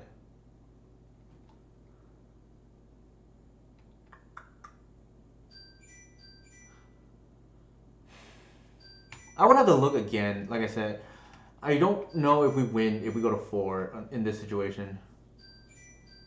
Like Anna's very resilient.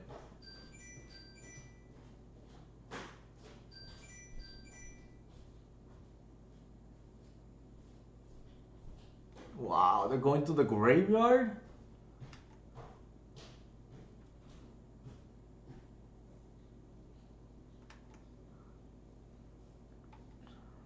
I thought, yeah, see, anytime I say something is too early, right? I stand corrected.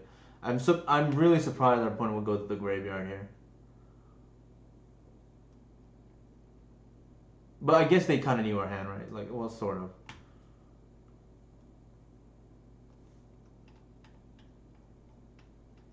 Yeah. All right. Unfortunate. Yeah, I kind of want to take a look at the hand again. I feel actually normally okay in this matchup. I think the only person before this I had lost to was ironically Mike. For sure, Mike. That makes sense. But I have been beating my Storm counterparts for the most part. Granted, maybe they're not. They're like less experienced, but let's see. Okay, so we can't keep this hand. No lands. This hand is like real dicey, right? Because we're putting the hoof back, but really, we don't do anything for a while. Right, right, right. So for sure, Mike. I think zero mana flowing from 15 is a little dicey. Although to be fair, they got us from 7, which is kind of crazy. But uh, I think this is kind of like a mode of 5 already, right? Because even though we have the endurance can pitch to natural order. I just feel like it's not. It doesn't have any mana. Is the problem, right? Like the crop rotation is kind of redundant in the reclaimer, but not in a good way. And then we went a 5 with this.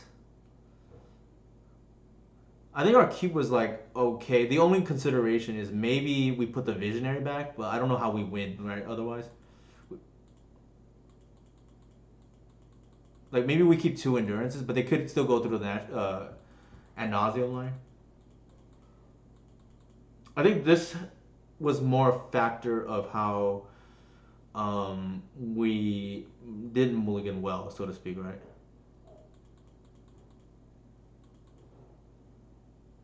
Yeah. So the visionary here like drew us a card. Unfortunately, the wrong card. Um, they played the Inferno Tutor. We pass again. I expected to die here, to be honest, on this turn. Um, so they played a save. They saw our hand. Um, so okay, so they have full information of our hand, right? Because we played the Reclaimer for turn, so that makes sense why they went for ad nauseum.